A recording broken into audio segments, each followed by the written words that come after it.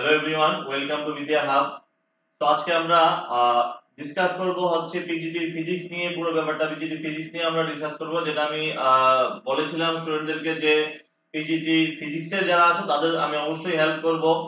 তো সেই অনুযায়ী ফিজিক্সের একটা ডেমো ক্লাস নিয়ে কিভাবে পড়তে হবে, কিভাবে মেইনলি আমাদের পড়তে হবে, এখানে কম সময়ের মধ্যে অলরেডি আমাদের মন্ত্রিসভা থেকে সিদ্ধান্ত হয়ে গেছে যে 915টা পোস্ট আসবে। তার মধ্যে ফিজিক্সের পোস্ট আছে 55টা, তোমরা অলরেডি দেখেছো সবাই। এই 55টা পোস্টের মধ্যে আবার ডিভিশন হবে, এসসি এসটি এরকম মানে জেনারেল এরকম ভাবে ক্যাটাগরি হবে। তো যাই হোক, 55টা পোস্ট আছে যেহেতু প্রত্যেক ক্যাটাগরির স্টুডেন্টদেরই কিছু না কিছু পোস্ট থাকবে, সেটা কম আর বেশি।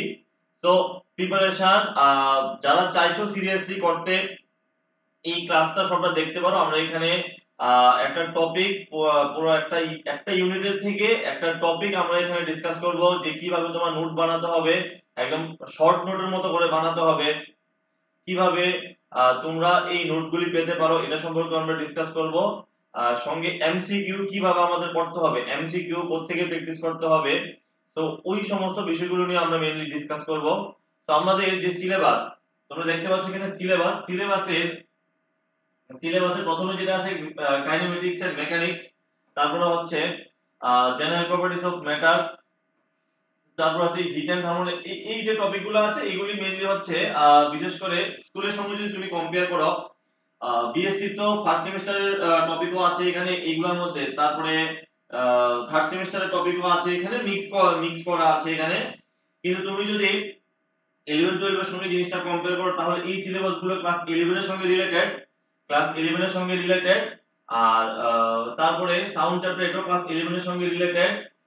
অপটিক্স এটা হচ্ছে সম্পূর্ণ ক্লাস 12 এর, বাট এখানে ক্লাস স্কুল লেভেলের অপটিক্স এর যে চ্যাপ্টারটা, স্কুল লেভেলের কোনো জিনিস এখানে নেই, পুরোটাই বিএসসি লেভেলের সিলেবাস। তো এইগুলা হচ্ছে 12 এর সিলেবাস। এখানে ইলেকট্রোস্ট্যাটিক্স একটা 12 এর সিলেবাসের সঙ্গে রিলেটেড, তোমরা জানো ইলেকট্রোস্ট্যাটিক্স 12 এর first chapter. Current electricity, magnetic effect of current and magnetism. দেখো এইখানে এই যে 7 নাম্বার টপিকটা, দেখো পুরো ইউনিট আছে টোটাল তোমার কাছে 10টা, কোশ্চেন আসবে 150টা, 1 মার্ক করে, কোনো নেগেটিভ মার্কিং থাকে না এক্সামে। তো সিলেবাস যদি চেঞ্জ করার হয় বোর্ডের তরফ থেকে, সেটা নোটিফিকেশন যখন দেবে তখন তার সঙ্গে সিলেবাসের তারা দিয়ে দেবে। তো সিলেবাস চেঞ্জ হলে সেটা পরবর্তী সময়ে দেখা যাবে। এখন এই সিলেবাস, এটা 2016 এর সিলেবাস, এই সিলেবাস অনুযায়ী আমাদের প্রিপারেশন করতে হবে। আর সিলেবাস চেঞ্জ হলেও সেটা কোনো রকম মানে অনেক বড় কিছু চেঞ্জ হবে না, কারণ এই টপিকগুলো সবগুলাই এখনো ক্লাস 11 12 এর স্কুলের সিলেবাসে আছে, হাই সেকেন্ডারির এবং বিএসসি সিলেবাসও আছে। তো সিলেবাস চেঞ্জ হওয়ার মতো কোনো কিছু আমি দেখতে পাচ্ছি না। কিছু চেঞ্জ হলে একদম হালকা 10% বা 15% যদি চেঞ্জ হয়, সেটা কোনো অসুবিধা হবে না। তো আমরা পুরো সিলেবাস থেকে যদি আমরা পার্টিকুলারলি বলি যে কোথা থেকে সবথেকে বেশি কোশ্চেন আসে, সবগুলা চ্যাপ্টার থেকে তুমি যদি দেখো, প্রত্যেকটা ইউনিটের থেকে 10টা ইউনিট 150টা কোশ্চেন, আর একটা ইউনিট থেকে 15টা কোশ্চেন আসার কথা। কিন্তু প্র্যাকটিক্যালি এমন হয় না। প্র্যাকটিক্যালি দেখা যায় যে কোনো চ্যাপ্টার থেকে বেশি কোশ্চেন আসে, কোনো চ্যাপ্টার থেকে কম কোশ্চেন আসে, এবং এটা যে কোনো কম্পিটিটিভ এক্সামেই হয়। কোন প্রত্যেকটা টপিক থেকে সমান ওয়েটেজ থাকে না কখনো, কারণ এখানে যে টপ চ্যাপ্টারগুলো দেওয়া আছে, যেমন তুমি যদি দেখো কারেন্ট ইলেকট্রিসিটি, এটা একটা ছোট চ্যাপ্টার। তো এখান থেকে ইঞ্জিনিয়ারিং কোশ্চেন কম আসে, 5টা 6টা বা ম্যাক্সিমাম 8টা 9টা 10টা কোশ্চেন আসে, এর বেশি আসে না। কিন্তু magnetic effect of electric current and magnetism and AC, এই যে টপিকটা খুবই বড় একটা টপিক। এখানে তুমি যদি দেখো অনেকগুলা চ্যাপ্টার মিলে পুরো টপিক, একটা অনেক বিশাল বড় একটা ইউনিট বানানো হয়েছে এখানে ম্যাগনেটিজমের, যার মধ্যে magnetic effect of electric current, যার মধ্যে যার মধ্যে magnetic effect of electric current এটা একটা আছে। এখানে অনেক টপিক আছে। ম্যাগনেটিজমের একটা টপিক আছে, ঠিক আছে, যার মধ্যে ডাইপোল পড়বে, আর্থ ম্যাগনেটিজম পড়বে। তারপরে ইলেকট্রোম্যাগনেটিজমের একটা টপিক আছে। তারপরে ইলেকট্রোম্যাগনেটিজম বলতে এখানে ইলেকট্রোম্যাগনেটিক ইন্ডাকশন রিলেটেড একটা টপিক আছে। তারপরে আছে এসি, কিন্তু এখানে আরেকটা টপিক সিলেবাসের মধ্যে ভালো করে মেনশন করা নেই, সেটা হচ্ছে ইলেকট্রোম্যাগনেটিক ওয়েভ, মানে তড়িৎচুম্বকীয় তরঙ্গ। ইলেকট্রোম্যাগনেটিক ওয়েভ টপিক থেকে কোশ্চেন আছে, সিলেবাসে डायरेक्टली মেনশন নেই, বাট এই টপিকগুলোর সঙ্গে রিলেটেড ওইটাও, তো ওইটাও আমাদের পড়তে হবে। তো এটা হচ্ছে তুমি বলতে পারো এই যে ইউনিট নাম্বার 8 এটা হচ্ছে one of the biggest largest একটা ইউনিট পুরো সিলেবাসের মধ্যে আমাদের। এটা থেকে কোশ্চেন বেশি আসতে দেখা যায়, প্রায় ধরো 20টার মতো কোশ্চেন এখান থেকে প্রত্যেক বছর আসে, 20টা 22টা 25টা করে। আরেকটা বড় ইউনিট যদি আমরা বলি, আরেকটা বড় ইউনিট সেটা হচ্ছে মডার্ন ফিজিক্স। মডার্ন ফিজিক্সের সিলেবাস ভীষণ বড় এবং এখান থেকেও প্রচুর পরিমাণে কোশ্চেন আসতে দেখা যায়, 20 প্লাস কোশ্চেন আসতে দেখা যায় এখান থেকে। মডার্ন ফিজিক্সের মধ্যে অনেকগুলো টপিক মিলে মডার্ন ফিজিক্স বানানো হয়েছে, ঠিক আছে। যেমন ধরো এখানে তুমি ক্লাস 12 এর লেভেলে যতটুকু মডার্ন ফিজিক্স আছে, তুমি যতটুকু মডার্ন ফিজিক্সের কথা তুমি জানো, ওই ক্লাস 12 এর মডার্ন ফিজিক্স সবটা পড়তে হবে, প্লাস ডিএসসি লেভেল থেকে অনেক জিনিস পড়তে হবে। যেমন এখানে এক্স রে আছে, আমাদের এক্স রে পড়তে হবে, কোয়ান্টাম থিওরি আছে, কোয়ান্টাম মেকানিক্স আমাদের পড়তে হবে। কোয়ান্টাম মেকানিক্স, যদিও কোয়ান্টাম মেকানিক্সের কোশ্চেন এমন আসতে দেখা যায় না পরীক্ষায়, একটা বা দুইটা কোশ্চেন আসে, ম্যাক্সিমাম 3টা কোশ্চেন আসতে দেখা যায় কোয়ান্টাম মেকানিক্স থেকে, তেমন আসে না। বাট এখন চলছে 2025, আমাদের एग्जाम হতে পারে 2025 এর লাস্টে বা 2026 এ। তো এখন তুমি এটা এক্সপেক্ট মানে করলে হবে না যে কোয়ান্টাম মেকানিক্স থেকে আসবে না, কোয়ান্টাম মেকানিক্স থেকে কোশ্চেন আসার চান্স এখন বেশি। পড়তে হবে আমাদের ভ্যালু দিয়ে এটাকে। তারপরে ভেক্টর অ্যাটম মডেল এগুলি সব আছে। তারপরে এখানে আছে অ্যাটমিক এন্ড মলিকুলার ফিজিক্স বলে একটা টপিক আছে বিএসসি লেভেলের, বিএসসি 6 সেমিস্টারে ছিল এটা। তো ওইটাও খুব ইম্পর্টেন্ট। তারপরে আছে তোমাদের স্ট্যাটিস্টিক্যাল মেকানিক্স, এটাও বিএসসি 6 সেমিস্টারের সিলেবাস। নিউক্লিয়ার ফিজিক্স আছে, নিউক্লিয়ার এন্ড পার্টিকেল ফিজিক্স, পার্টিকেলটা এখানে নেই, শুধু নিউক্লিয়ার ফিজিক্স আছে। লেজার আছে, লেজার যেটা অপটিক্স এর সঙ্গে রিলেটেড একটা টপিক। তারপর আছে তোমার গ্যালিলিয়ান ট্রান্সফরমেশন। গ্যালিলিয়ান ট্রান্সফরমেশন বলতে এটা হচ্ছে ওই স্পেশাল থিওরি অফ রিলেটিভিটি আইনস্টাইনের ওই টপিকটা। তাহলে বুঝতে পারছো বিশাল বড় একটা চ্যাপ্টার, এটা বিশাল বড় ইউনিট। তো এখান থেকে কোশ্চেন বেশি আসে। তো একটা হচ্ছে ইউনিট নাম্বার 8, ইউনিট নাম্বার 9, আরেকটা হচ্ছে এই এই ইউনিটটা, হ্যাঁ, জেনারেল প্রপার্টিজ অফ ম্যাটার। এই ইউনিট থেকেও কোশ্চেন তুলনামূলক বেশি আসে, ঠিক আছে। তো এইগুলো আমাদের মানে এমন টপিক যেগুলো তুমি ছাড়তে পারবে না, পড়তেই হবে তোমাকে, এক একটা টপিক পড়তে হবে। এখন তুমি যদি দেখো, আমি আমি আজকে যে টপিকটা তোমাদের ডেমো ক্লাস হিসেবে এখানে করাবো, সেটা হচ্ছে unit number 8, magnetic effect of electric current. এই পুরো ইউনিট কিন্তু আমি এখন আমি করাবো না, আমি করাবো শুধুমাত্র magnetic effect of electric current এই চ্যাপ্টারটা সঙ্গে ম্যাগনেটিজমের এই যা যা মানে এই দুইটা টপিক এখান থেকে, এই টপিক নাম্বার 1, টপিক নাম্বার 2, এখানে পুরো দুইটা চ্যাপ্টার আছে, বড় বড় চ্যাপ্টার। তারপরে হচ্ছে আরো দুইটা চ্যাপ্টার আছে বড় বড়। তো আমরা এখানে এই দুইটা, ঠিক আছে, যদি সম্ভব হয় আমরা দুইটা করব। আমি এখানে রেখেছি আমার নোটসে, না হলে শুধুমাত্র এইটা করব। তার উপর আমরা কি করব, এমসিকিউ প্র্যাকটিস করতে হবে আমাদের। তো এখন আহ, তোমরা দেখো ক্লাসটা বুঝতে পারো কিনা, ঠিক আছে, বা নোটসটা তোমাদের কিরকম লাগছে দেখতে, হেল্পফুল কিনা। তারপরে তোমরা আহ, চাইলে নিতে পারো আমার কাছ থেকে। অনেক স্টুডেন্ট অলরেডি নিয়ে গেছে, আরো 1 মাস আগে অলরেডি অনেকে নিয়ে গেছে, পড়াশোনা করছে। তো তোমরা চাইলে আমার এই নাম্বারে কন্ট্যাক্ট করতে পারো, ঠিক আছে, এই নাম্বারে কন্ট্যাক্ট করতে পারো। আহ, আহ, যদি দরকার থাকে, কেউ জেনুইনলি সিরিয়াসলি পড়াশোনা করো। এবং আমি কোর্সেরও প্ল্যান রেখেছি যে কোর্স লঞ্চ করব, মানে অনলাইন কোর্স, অনলাইনে কোর্স ইয়ে করব। কারণ নোটস অনেকে আছে, নোটস নিলেও এখানে বুঝতে একটু অসুবিধা হয়ে যায়, কারণ নোটসের থেকে সবটা বুঝতে হলে তোমার কিছু বেসিক নিজেরও কিছু বেসিক নলেজ থাকতে হবে। কিন্তু ক্লাস করালে কি হয়, সিস্টেমেটিক্যালি সবকিছু বোঝা যায়। তো তার জন্য ক্লাসেরও আমরা চিন্তা ভাবনা করছি যে ক্লাস নিয়ে আসবো। তো যাই হোক, তো এই চ্যাপ্টারটা করি আমরা আগে এই চ্যাপ্টারটা করি, যেটা হচ্ছে হুম, যেটা হচ্ছে magnetic effect of electric current, unit number 8। Unit number 8 এর মধ্যে একটা টপিক মানে একটা চ্যাপ্টার, সেটা হচ্ছে কি magnetic effect of electric current. তুমি যদি দেখো যে তোমার কাছে 10টা ইউনিট আছে, 10টা ইউনিট, কিন্তু তুমি যদি চ্যাপ্টার অনুযায়ী তুমি যদি হিসাব করো যে কয়টা চ্যাপ্টার আছে তোমার কাছে, 10টা ইউনিটের মধ্যে কম করেও তোমার কাছে 25টা চ্যাপ্টার আছে। 10টা ইউনিটের মধ্যে কম করেও 25টা চ্যাপ্টার আছে তোমার কাছে। যে চ্যাপ্টারগুলি ডিফারেন্ট চ্যাপ্টার, কিন্তু এগুলা জাস্ট ইউনিটের একটার সঙ্গে একটাকে কানেক্ট করে দেওয়া হয়েছে। বুঝতে পারলো তো ব্যাপারটা? তো ফিজিক্সের সিলেবাসটা একটু ভীষণ বড় সিলেবাস বলতে পারো। পড়তে হবে আমাদের আগামী 6 মাসের। তুমি টার্গেট রাখো 4 থেকে 5 মাস টার্গেট রাখো, কারণ নোটিফিকেশন যদি 2 মাসের মধ্যে আসে তাহলে এক্সাম কিন্তু আগামী 4 থেকে 5 মাসের মধ্যে হয়ে যাবে। তো ওইটা টার্গেট থেকেই পড়াশোনা করো। এখন বেশি সময় পেলে সেটা তো ভালো, আরো প্রিপারেশন আরো ভালোভাবে করতে পারবো আমরা। তো দেখো, প্রথমে আমাদের যে জিনিসটা বুঝতে হবে সেটা হচ্ছে, দেখো এখানে আমি কি করেছি, মানে এই নোটস এর মধ্যে আমি কি করেছি, magnetic effect of electric current,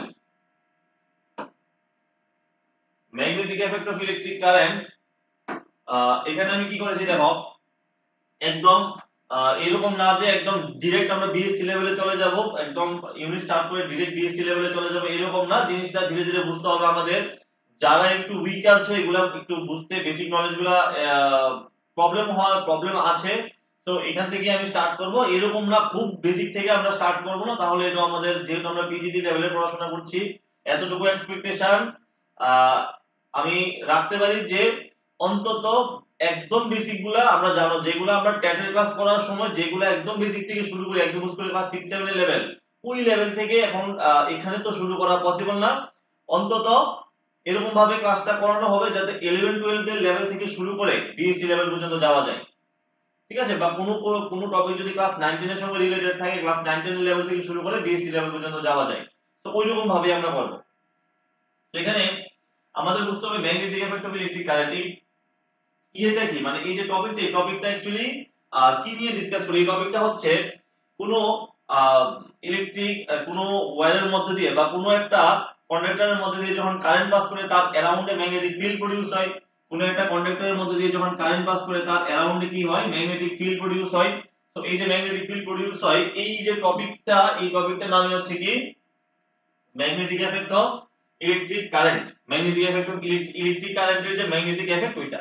এখন আমরা আগে বুঝি যে কনসেপ্ট অফ ম্যাগনেটিক ফিল্ড, একদম স্টার্টিং থেকে স্টার্ট করি। সো এখানে দেখো, a magnet attracts small pieces of iron, cobalt, nickel, etc.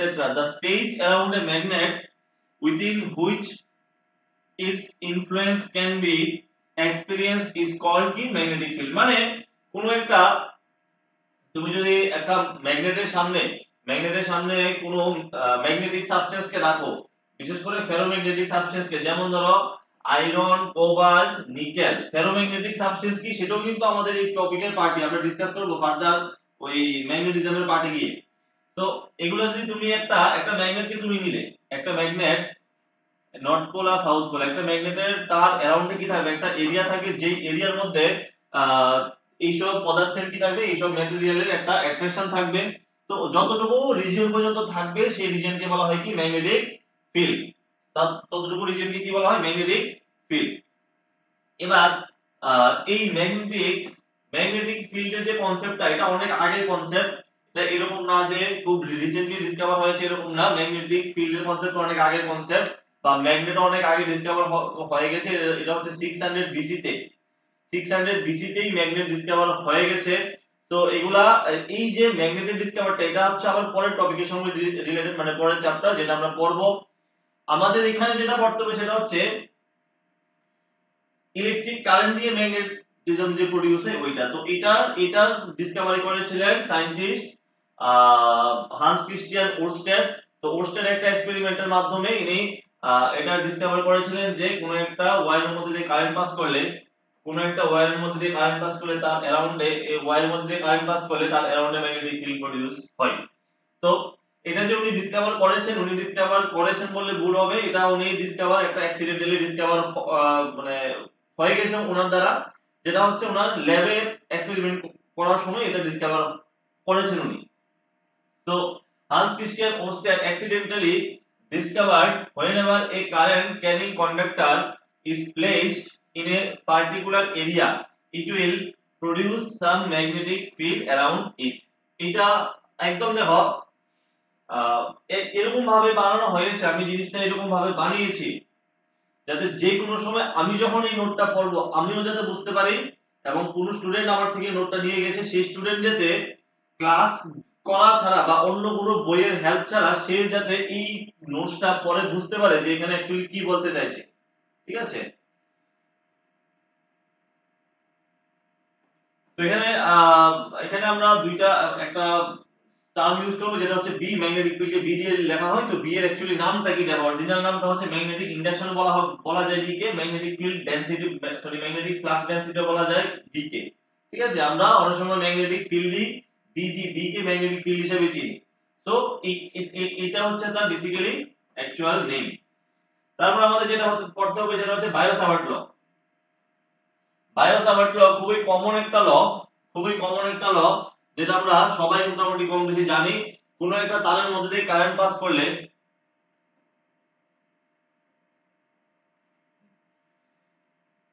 তার অ্যারাউন্ডে ম্যাগনেটিক ফিল্ড প্রডিউস হয়। তো ওই ম্যাগনেটিক ফিল্ডের ভ্যালু কত, ওই ম্যাগনেটিক ফিল্ড ইন্টেন্সিটি বা ধরো ফ্লাক্স ডেনসিটি বা ধরো ম্যাগনেটিক ইন্ডাকশন বি এর ভ্যালু কত, এই বি এর ভ্যালু কত, এটা বার করার জন্য বায়ো-সাভার্টের ল আমাদের পড়তে হয়। তো বায়ো-সাভার্টের ল কি বলে, দেখো বায়ো-সাভার্টের ল হচ্ছে এই হচ্ছে একটা ওয়্যার, এই ওয়্যারের মধ্যে আই কারেন্ট পাস করছে, ধরো আই কারেন্ট পাস করছে। তো এই সবটা ওয়্যার না নিয়ে ওয়্যারের একটা ছোট্ট অংশ ডিএল আমি নিলাম। এই ছোট্ট অংশ ডিএল এর জন্য, এই ছোট্ট অংশ ডিএল এর জন্য এটা থেকে আর ডিসটেন্সে পি পয়েন্টে ম্যাগনেটিক ফিল্ড বলো সেটা বার করব। সেটা বার করার জন্য বায়ো-সাভার্ট যে সূত্র দিয়েছেন, ওনার যে সূত্র, সেই সূত্র হচ্ছে according to Biot Savart law, according to Biot Savart law, দেখো এই আছে কারেন্ট এলিমেন্ট, এই ডিএল কে বলা হয় কি কারেন্ট এলিমেন্ট। এটা একটা ভেক্টর কোয়ান্টিটি, এটা ডিরেকশন, কারেন্ট যাবে কোন দিকে, এদিকে। তো কারেন্টের ডিরেকশনই হচ্ছে ডিএল এলিমেন্টের ডিরেকশন। তো এখান থেকে আর ডিসটেন্সে, এখান থেকে আর ডিসটেন্সে সাপোজ ধরো এই অ্যাঙ্গেলটা হচ্ছে থিটা, পি পয়েন্টে আমি ম্যাগনেটিক ফিল্ড বার করতে চাই, ম্যাগনেটিক ফিল্ডের ভ্যালু কত। তো এখানে এই ম্যাগনেটিক ফিল্ডের ভ্যালু এক্সপেরিমেন্টালি দেখা গেছে যে এটা কারেন্টের সঙ্গে ডিরেক্টলি প্রপোর্শনাল হয়। ডিবি কেন নিয়েছি, কারণ ছোট্ট একটা অংশের জন্য ম্যাগনেটিক ফিল্ড বার করব, তার জন্য এখানে আমি কি নেব, ডিবি। তো ডাইরেক্টলি প্রপোর্শনাল টু আই, তার মানে হচ্ছে কি কারেন্টের সঙ্গে directly proportional. DB proportional DL, এই ডিএল মানে লেন্থটা তুমি যত বেশি নেবে, আহ এই ছোট্ট অংশ নিলাম ডিএল, আমি যদি বড় আরো বড় অংশ নিই তাহলে ম্যাগনেটিক ফিল্ডের ভ্যালু আরো বাড়বে, আর কারেন্টের ভ্যালু বাড়ালে ম্যাগনেটিক ফিল্ডের ভ্যালু বাড়বে। এক নাম্বারটা। দুই নাম্বারটা বুঝলাম কি, যে এলিমেন্টের যত বড় এলিমেন্ট নেবে কারেন্ট ম্যাগনেটিক ফিল্ডের ভ্যালু তত বেশি হবে। তিন নাম্বার হচ্ছে DB proportional two sin theta. sin theta, এই যে থিটাটা নেওয়া হয়েছে, থিটা কার কার মিডল অ্যাঙ্গেল, থিটা হচ্ছে এটা হচ্ছে আর ভেক্টর, আর এইদিকে কি ডিএল ভেক্টর। তো এই যে ডিএল ভেক্টর আর আর ভেক্টরের মানে মাঝখানে যে অ্যাঙ্গেলটা সেটাকে বলা হয় কি থিটা অ্যাঙ্গেল। তো এই থিটা অ্যাঙ্গেল যদি ডিএল আর আর এর মধ্যে অ্যাঙ্গেল হয়, তাহলে এই যে ম্যাগনেটিক ফিল্ড সেটা কার সঙ্গে প্রপোর্শনাল হবে, sin থিটা। কার সঙ্গে প্রপোর্শনাল হবে, sin থিটা। sin থিটার সঙ্গে প্রপোর্শনাল হবে। দেখা গেছে যে তুমি থিটার ভ্যালু যত বাড়াবে, এই কেসে থিটার ভ্যালু যত বাড়াবে, sin থিটার ভ্যালুও কি তত বাড়তে থাকবে। তো এখান থেকে আমরা বলতে পারি যে sin থিটার সঙ্গে এটা ডাইরেক্টলি প্রপোর্শনাল। ঠিক আছে, থিটার ভ্যালু যত বাড়াবে ম্যাগনেটিক ফিল্ডের ভ্যালু তত কি হবে, বেশি হবে। এবার এই ডিবি হচ্ছে ইনভার্স স্কয়ার ল, মানে magnetic field inverse square law follow করে, যেটা হচ্ছে DB proportional to 1 by r square. এই এলিমেন্ট থেকে যত দূরে যাবে তত ম্যাগনেটিক ফিল্ডের ভ্যালু কমতে থাকবে, 1 বাই r স্কয়ার এর সঙ্গে রিলেশন এটা। তো এখানে থেকে আমরা বলতে পারি যে dB dB proportional to I dl sin theta by r square. So এখানে একটা কনস্ট্যান্ট ইউজ করব আমরা, I dl sin theta by r square. ঠিক আছে, k I dl sin theta by r square. তো কে মানে কনস্ট্যান্ট, এই কনস্ট্যান্টের ভ্যালু কত, mu naught by 4 pi. Mu নটের নাম কি, মিউ নটের নাম হচ্ছে পারমিয়াবিলিটি। ম্যাগনেটিক ফিল্ড যখন আমরা পড়বো ইলেকট্রোস্ট্যাটিক্স, সরি ইলেকট্রিক ফিল্ড যখন আমরা পড়বো ইলেকট্রোস্ট্যাটিক্সে, ওইখানে পাবো আমরা এপসাইলন নট, ওইখানে পাবো আমরা এপসাইলন নট, যাকে বলা হয় পারমিটিভিটি। আর এখানে মিউ নট কে বলা হয় পারমিয়াবিলিটি। ঠিক আছে, পারমিয়াবিলিটি এটার ভ্যালু কত, এটার ভ্যালু মানে এই মিউ নট বাই 4 পাই, এটার ভ্যালু কত 10 টু দি পাওয়ার -7। তো মিউ নট এর value 4 pi to 10 to the power -7। আচ্ছা, এটা ইউনিট আমরা বার করব পরবর্তী সময়ে। তো এখানে দেখো এই মিউ নট কি, মিউ নট হচ্ছে ওই মিডিয়াম। ঠিক আছে, মানে কোন মিউ নট, বা এখানে ফ্রি স্পেসের জন্য মিউ নট বলে।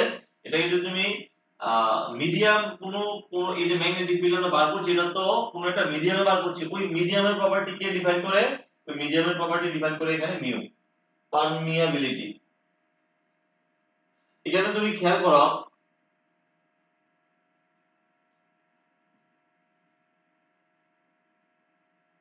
এই বায়ো-সাভার্ট ল এর ভেক্টর ফর্মটা কি রকম দেখো, এখানে I dl sin theta by r square.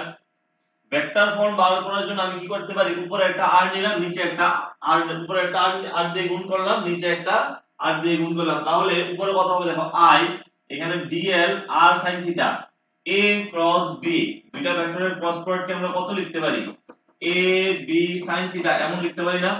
তাহলে dl dl r sin theta কে কত লিখতে পারি, dl ক্রস r, এই ডিভাইড বাই কত হবে r কিউব। তো তার মানে হচ্ছে এই যে ম্যাগনেটিক ফিল্ড, এই ম্যাগনেটিক ফিল্ড একটা ভেক্টর কোয়ান্টিটি, এটা ডিরেকশন বার করতে গেলে তুমি কি করবে, এটা ডিরেকশন বার করতে গেলে ধরো এটা হচ্ছে dl আর এটা হচ্ছে r, তো তুমি কি করবে, এই dl থেকে a ক্রস b যদি আমরা করি, এই দুইটা ভেক্টরের ক্রস প্রোডাক্ট করার সময় তার ডিরেকশন আমরা কিভাবে বার করি, ধরো ভেক্টর a, এই ধরো ভেক্টর b, দুইটা ভেক্টরের ক্রস প্রোডাক্ট করার সময় আমরা কিভাবে তার ডিরেকশন বার করি, ধরো a থেকে b এর দিকে তুমি কার্ল করবে, ফিঙ্গারগুলি কার্ল করবে, তোমার থাম্ব হবে a ক্রস b এর ডিরেকশন, থাম্ব হবে কি, থাম্ব হবে a ক্রস b এর ডিরেকশন। তো এখানে dl ক্রস r যদি তুমি করো, dl ক্রস r, তো এটা হচ্ছে dl, এটা হচ্ছে dl, dl এর ডিরেকশন এদিকে, ঠিক আছে, r এর ডিরেকশন কোন দিকে, r এর ডিরেকশন এদিকে, dl এর ডিরেকশন এদিকে, r এর ডিরেকশন এদিকে, তুমি কি করবে, এইভাবে কার্ল করবে, কার্ল করলে ম্যাগনেটিক ফিল্ড কোন দিকে হবে, magnetic field, magnetic field B এর ভ্যালু মানে এই যে প্লেন আছে এই প্লেনের ভেতরের দিকে হবে, আমরা ক্রস দিয়ে বোঝাবো, ম্যাগনেটিক ফিল্ড ভেতর হলে ক্রস দিয়ে বোঝাবো, বাইরের দিকে আপওয়ার্ড হলে কি ডট দিয়ে বুঝবো, ঠিক আছে। তো ম্যাগনেটিক ফিল্ড কোন দিকে হবে, এখানে ইনওয়ার্ড হবে, ঠিক আছে। এইদিকে যাচ্ছে কারেন্ট dl, dl এর সঙ্গে এই এই হচ্ছে r ভেক্টর, তো r ভেক্টরের সঙ্গে dl ভেক্টর কি করবে, ক্রস করব আমরা, dl এর সঙ্গে r এর কি করব, ক্রস করব। আচ্ছা, এবার দেখো যে টপিকটা আমাদের পড়তে হবে এখন সেটা হচ্ছে force on a charge in a magnetic field. ধরো একটা ম্যাগনেটিক ফিল্ডের মধ্যে যদি ম্যাগনেটিক ফিল্ডকে, ফিল্ডের মধ্যে আমি যদি কোনো চার্জকে মুভ করাই, তাহলে তার উপর একটা ফোর্স কাজ করবে, কত ফোর্স কাজ করবে এটা আমরা বার করব। আর এই যে ফোর্সটা, এই ফোর্সটাকে বলা হয় magnetic Lawrence force, magnetic Lawrence force বলে এটাকে। যেমন ধরো এই এই ডিরেকশনে নিলাম আমি ম্যাগনেটিক ফিল্ড, এই যে এই যে ম্যাগনেটিক ফিল্ড আছে, ম্যাগনেটিক ফিল্ডের সঙ্গে ধরো থিটা অ্যাঙ্গেলে কোন একটা চার্জকে, কিউ চার্জকে আমি ধরো এখানে ভি ভেলোসিটিতে মুভ করলাম, ভি ভেলোসিটিতে মুভ করালাম, মুভ করালে কি হবে, মুভ করালে কি হবে, এই চার্জের উপরে একটা ফোর্স কাজ করবে, এই চার্জের উপরে একটা ফোর্স কাজ করবে, সেই ফোর্সের ভ্যালু হচ্ছে কত, F q v sin theta. প্রথমে এইটা দেখো, প্রথমে এইটা দেখো, দেখো আরেকটা জিনিস একটু মাথায় খেয়াল রাখবে, আমরা যখন এগুলি পড়বো, তুমি এগুলা যে প্রুফ আছে, এখন অনেক অনেক জিনিস আছে যেগুলোর প্রুফ আছে স্কুলের বইয়ে বা বিএসসি লেভেলের, এগুলোর প্রুফ আছে, কিন্তু সবকিছুর প্রুফ তোমার পড়া হবে না, প্রুফ তুমি পড়ে পারবে না। কেন তুমি প্রুফ করবে, এগুলার কোশ্চেন কি রকম আছে দেখো, কোশ্চেন আসে তুমি যে জিনিসটা পড়ছো তার, ধরো তুমি এখানে বায়ো-সাভার্ট ল হচ্ছে, বায়ো-সাভার্ট ল এর যে রেজাল্টটা আছে ওইটার উপরে বেসিস করে কোশ্চেন আসে, ওইটা কিভাবে আসলো ওইটার উপর বেসিস করে কোনো কোশ্চেন এক্সামে আসে না। তো আমাদের টোটালি ফোকাস করতে হবে, টার্গেট করতে হবে, আলটিমেটলি কনসেপ্টটা তোমার বুঝতে হবে, তারপরে টার্গেট করতে হবে যে রেজাল্টটা, কোনো একটা থিওরাম তুমি পড়লে বা কোনো একটা ডেরিভেশন আছে, অ্যাপ্লিকেশন আছে, তার যে লাস্টের যে রেজাল্টটা, ওই রেজাল্টটা কি বলতে চাইছে ওইটা তোমার একটু বুঝতে হবে, কিভাবে ডিরাইভ করে করে আসলো, এখানে ডেরিভেটিভ ইন্টিগ্রেশন এগুলো ইউজ করে, ওইসব আমাদের দরকার নেই এখানে। শর্টে পড়তে হবে, আমাদের শর্টে পড়তে গেলে কনসেপ্ট বুঝতে হবে, ওই পার্টিকুলার কেসে রেজাল্টটা তোমার মনে রাখতে হবে, ঠিক আছে। আর কনসেপ্ট বুঝলেই তুমি রেজাল্টটা মনে রাখতে পারবে, একটা বুঝলে একটা পারবে, ঠিক আছে। কনসেপ্ট না বুঝলে রেজাল্ট তুমি মুখস্থ করতে পারবে ইনিশিয়ালি, বাট মনে রাখাটা মুশকিল। আর কনসেপ্ট বুঝে রেজাল্ট না মনে রাখলে তাও তোমার হবে না এক্সামে, ঠিক আছে। তো দুইটা জিনিস একসঙ্গে করতে হবে। সেখানে দেখো এই আধানের উপরে বল কত হবে, F q v b sin theta, তুমি যে ভেক্টর ভেক্টরিক্যালি দেখো q v ক্রস b হবে, q তো একটা স্কেলার কোয়ান্টিটি, এটাকে বাদ দাও, v b sin থিটা কে লেখা যায় কত, v ক্রস b, মানে q আধানকে ধরো এইদিকে হচ্ছে ম্যাগনেটিক ফিল্ড, একটা আধানকে q আধানকে আমি ধরো ম্যাগনেটিক ফিল্ডের সঙ্গে এইদিকে থিটা অ্যাঙ্গেলে আমি ধরো ঢিল দিলাম, মুভ করালাম, মুভ করলে তার উপর একটা বল ক্রিয়া করবে। দেখো এইদিকে যদি তুমি দেখো v ভেলোসিটিতে মুভ করিয়েছো, তাহলে তার দুইটা কম্পোনেন্ট হবে, একটা হবে এইদিকে যার সঙ্গে থিটা অ্যাঙ্গেল আসে তাকে লিখবো আমরা cos থিটা, জানি এগুলো আমরা অলরেডি ভেক্টরের কনসেপ্ট, যার সঙ্গে থিটা সেই কম্পোনেন্ট কত হবে cos থিটা, আর তার পারপেন্ডিকুলার, এটা হচ্ছে পারপেন্ডিকুলার কম্পোনেন্ট লম্ব বরাবর, এটা কি হবে v sin থিটা। তো এখানে এখানে তুমি যদি দেখো এই আধানের উপরে বল দেখা গেছে এক্সপেরিমেন্টালি যে কখন সবচেয়ে বেশি ক্রিয়া করে। ধরো এই হচ্ছে ম্যাগনেটিক ফিল্ড, ম্যাগনেটিক ফিল্ডের পারপেন্ডিকুলারলি মানে লম্ব বরাবর তুমি যদি কোনো আধানকে মুভ করাতে পারো তার উপর সবচেয়ে বেশি বল ক্রিয়া করে, তার উপর ম্যাক্সিমাম লেভেলের বল ক্রিয়া করে তুমি যদি তাকে ম্যাগনেটিক ফিল্ডের পারপেন্ডিকুলারলি কোনো একটা আধানকে মুভ করাতে পারো। তো তার জন্য এখানে এই যে ভি cos থিটা এই কম্পোনেন্টের কোনো ভ্যালু নেই, কম্পোনেন্টের মেইন ভ্যালু কার ভি sin থিটা, এই জন্য আমরা এখানে ওই ফোর্সের value Q V sin theta হলো। তো এখানে দেখো এই হচ্ছে ম্যাগনেটিক ফিল্ড, এই হচ্ছে ধরো ভি। তো তুমি কি করবে দেখো V cross B F equal to V cross, যখনই ভেক্টর আসবে এরকম ক্রস আসবে তুমি কি করবে ভি থেকে বি এর দিকে তুমি কার্ল করবে, এই হচ্ছে ভি, এই হচ্ছে কত ভি, আর এই হচ্ছে কত বি। তো ভি থেকে বি এর দিকে কার্ল করো, কার্ল করলে উপরের দিকে কোন দিকে ফোর্সের ডিরেকশন উপরের দিকে, উপরের দিকে ডিরেকশনটা কি হবে ফোর্সের ডিরেকশন হবে, এটা হবে কি ফোর্সের ডিরেকশন। ভি ক্রস বি করলে আমরা কি পাবো এটা এফ হবে না, তো v ক্রস b করলে কি পাবো f পাবো, এটা হবে কি ফোর্সের ডিরেকশন। আশা করি ক্লিয়ার। এবার এই ফোর্সের ভ্যালু এবারে ফোর্সের ভ্যালু কখন ম্যাক্সিমাম হবে, এবারে ফোর্সের ভ্যালু ম্যাক্সিমাম হবে থিটা যখন 90 ডিগ্রি হবে। এখনই তোমাদের বললাম যে পারপেন্ডিকুলারলি যখন মুভ করে তখন তার উপরে ম্যাক্সিমাম ফোর্স লাগে। তো থিটার ভ্যালু যখন 90 ডিগ্রি হবে f ইজ ম্যাক্সিমাম হয় থিটা ইকুয়াল টু 90 ডিগ্রি। তো থিটা ইকুয়াল টু 90 ডিগ্রি বসালে থিটা ইকুয়াল টু 90 বসালে f ইকুয়াল টু কত হবে Q B B sin 90 degree value হচ্ছে 1। তো এখানে b ইকুয়াল টু কত লেখা যায়, b ইকুয়াল টু লেখা যায় f by qb, b equal to কত লেখা যায় f বাই qb, এটা আমরা লিখতে পারি। তো এখানে তুমি যদি তার ইউনিট বানাতে চাও ডেফিনেশন বানাতে চাও সবকিছু আছে এখানে, এই রিলেশন থেকে বার করতে পারি। ম্যাগনেটিক ফিল্ডের ইউনিট হবে উপরে ফোর্সের ইউনিট নিউটন, নিচে চার্জের ইউনিট কুলম্ব, আর ভেলোসিটি হচ্ছে মিটার পার সেকেন্ড। আর কুলম্বকে আমরা ফর্মুলা জানি I equal to q by t, current equal to charge by time. তো কারেন্টের ইউনিট কি অ্যাম্পিয়ার, চার্জের unit coulomb, time unit second. তো অ্যাম্পিয়ার কি কত লেখা যায় কুলম্ব বাই সেকেন্ড, অ্যাম্পিয়ার কি কত লেখা যায় কুলম্ব বাই সেকেন্ড। তো এখানে তুমি খেয়াল করো I equal to q by t, এখানে কি কি লিখলাম আমরা q, না এটা অ্যাম্পিয়ার হবে সরি, কুলম্ব ইকুয়াল টু কত হবে কুলম্ব ইকুয়াল টু হবে ampere into second, coulomb equal to কত হবে অ্যাম্পিয়ার ইনটু সেকেন্ড। আমি এখানে কি লিখলাম কুলম্ব বাই সেকেন্ড। আচ্ছা আচ্ছা ও সরি সরি দেখো এখানে এই সেকেন্ডটাকে যদি তুমি নিচে নিয়ে আসো কুলম্ব বাই সেকেন্ড, তো কুলম্ব বাই সেকেন্ড কে কত লেখা যায় অ্যাম্পিয়ার লেখা যায়। তো এই কুলম্ব বাই সেকেন্ড কে ঠিক আছে এখানে কুলম্ব বাই সেকেন্ড কে অ্যাম্পিয়ার লেখা যায়। তো newton ampere to the power -1 metre to the power -1। Magnetic ফিল্ডের এসআই ইউনিট হচ্ছে টেসলা, টেসলা ওনার নাম অনুসারে নিকোলা টেসলা। বাট তুমি যদি এইভাবে এই ফর্মুলা অনুযায়ী দেখো তাহলে ম্যাগনেটিক ফিল্ডের unit newton ampere to the power -1 metre to the power -1, এটা ম্যাগনেটিক ফিল্ডের একটা ইউনিট। অর এই জায়গাতে তুমি লিখতে পারো কি Tesla. it is given a special name Tesla or Tesla লেখা যায় ওয়েবার পার মিটার স্কয়ারে লেখা যায়, তারপরে 1 টেসলা আর 1 newton ampere to the power -1 metre to the power -1 একই কথা। তো এখানে বুঝতে পারলে আশা করি ব্যাপারটা। আর এটা যে সিজিএস ইউনিট, সিজিএস ইউনিট হচ্ছে কি গস, সিজিএস ইউনিট হচ্ছে গস। তো এখানে চাইলে তুমি 1 টেসলা ডেফিনেশন বানাতে পারো, এখানে আছে 1 টেসলা ডেফিনেশন। 1 টেসলা ডেফিনেশন যে তুমি কিউ যদি এই ফর্মুলার মধ্যে কিউ যদি 1 বসিয়ে দাও, ধরো f ইকুয়াল টু কিউ বিবি sin থিটা, এই ফর্মুলার মধ্যে তুমি যদি q ইকুয়াল টু 1 কুলম্ব বসিয়ে দাও, b এর ভ্যালু 1 মিটার পার সেকেন্ড, আর b এর ভ্যালু 1 সরি b এর ভ্যালু না b এর ভ্যালু বসাতে পারবে না, sin থিটার ভ্যালু 1 বসিয়ে দাও মানে থিটার ভ্যালু 90 ডিগ্রি হলে f ইকুয়াল টু কত পাবে b পাবে।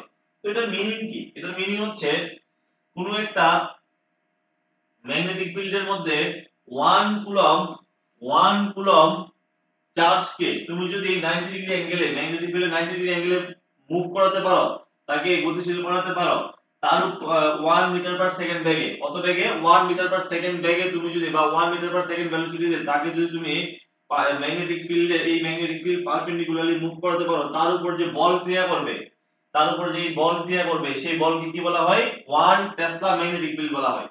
আসতেই পারে পরীক্ষায় কোশ্চেন যে তোমাকে ধরো এই ডেফিনেশনটা বা এইভাবে বানিয়ে দিলো, বললো যে এটা কি বলে, আসে কিন্তু পরীক্ষায়, ঠিক আছে, যেগুলো এসটি জিডি পিওর সায়েন্সেও আসে। সেখানে দেখো thus magnetic induction আচ্ছা এখানে আরেকটা ইম্পর্টেন্ট কথা বলি, এখানে যারাই ক্লাস দেখবে বা ক্লাস পরবর্তী সময়ে করবে, তোমরা সবাই ফিজিক্সের ক্যান্ডিডেট, তার মানে তোমরা এসটিজিডি পিওর সায়েন্স দেবে। যারা ট্যাগ 2 অলরেডি ক্লিয়ার করে ফেলেছো তাদের ক্ষেত্রে এসটিজিডি তুমি দিতেও পারো, নাও মানে এসটিজিডির জন্য তুমি প্রিপেয়ার করতেও পারো, নাও করতে পারো, সেটা তোমার ব্যাপার। কারণ এসটিজিডি আর ট্যাগ 2 এর ক্ষেত্রে যে আমাদের মেইন যে মুদ্রা সেটা হচ্ছে স্যালারি। স্যালারি কিন্তু সেম থাকে, স্যালারি ডিফারেন্স থাকে না। ইনিশিয়ালি স্যালারি সেম থাকে এবং রেগুলার চাকরি রেগুলার হওয়ার পরেও স্যালারি সেম থাকে। এখন সেটা 20 বছর পরে বা 15 বছর পরে কি রকম ডিফারেন্স হয় সেটা আমার জানা নেই, বাট সেম থাকে যতটুকু আমি শুনেছি। তো তোমরা টোটালি যারা এক্সাম ক্লিয়ার করেছো তোমরা টোটালি ফোকাস করো পিজিটির মধ্যে এখন, ঠিক আছে? এটা একটা ফোকাস করো, একটাই যাতে হয়ে যায়। যারা এসটিজিটিও দেবে পিজিটিও দেবে, দুটোটাই দেবে, তোমরা এখানে কিন্তু এই যদি এইগুলি যে পড়ছো এগুলি কিন্তু পিজিটি লেভেলে যখন তুমি পড়বে এসটিজিটিতেও কিন্তু এগুলো আছে, এসটিজিটি লেভেলে তোমার এমনি হয়ে যাবে। বা এসটিজিটি জন্য যখন তুমি আলাদা করে পড়বে তখন কিন্তু তোমার পিজিটির জন্য তোমার অনেকটা তুমি মানে একটু হেল্প হবে তোমার। কারণ এসটিজিটিতে যে টপিকগুলি আছে সবগুলা টপিক পিজিটিতে আছে, বুঝতে পারলে তো? আচ্ছা তো আর্টিকুলেশন মধ্যে ক্ষেত্রে ওয়ান টেসলা এগুলো 10 টু দি পাওয়ার 4 গজ। আর মনে রাখবে এই যে আর্থের ম্যাগনেটিক ফিল্ড হচ্ছে 3.60 10 টু দি পাওয়ার -5। তো 1 টেসলা ম্যাগনেটিক ফিল্ড যেটা 1 টেসলা ম্যাগনেটিক ফিল্ড যাকে আমরা বলি,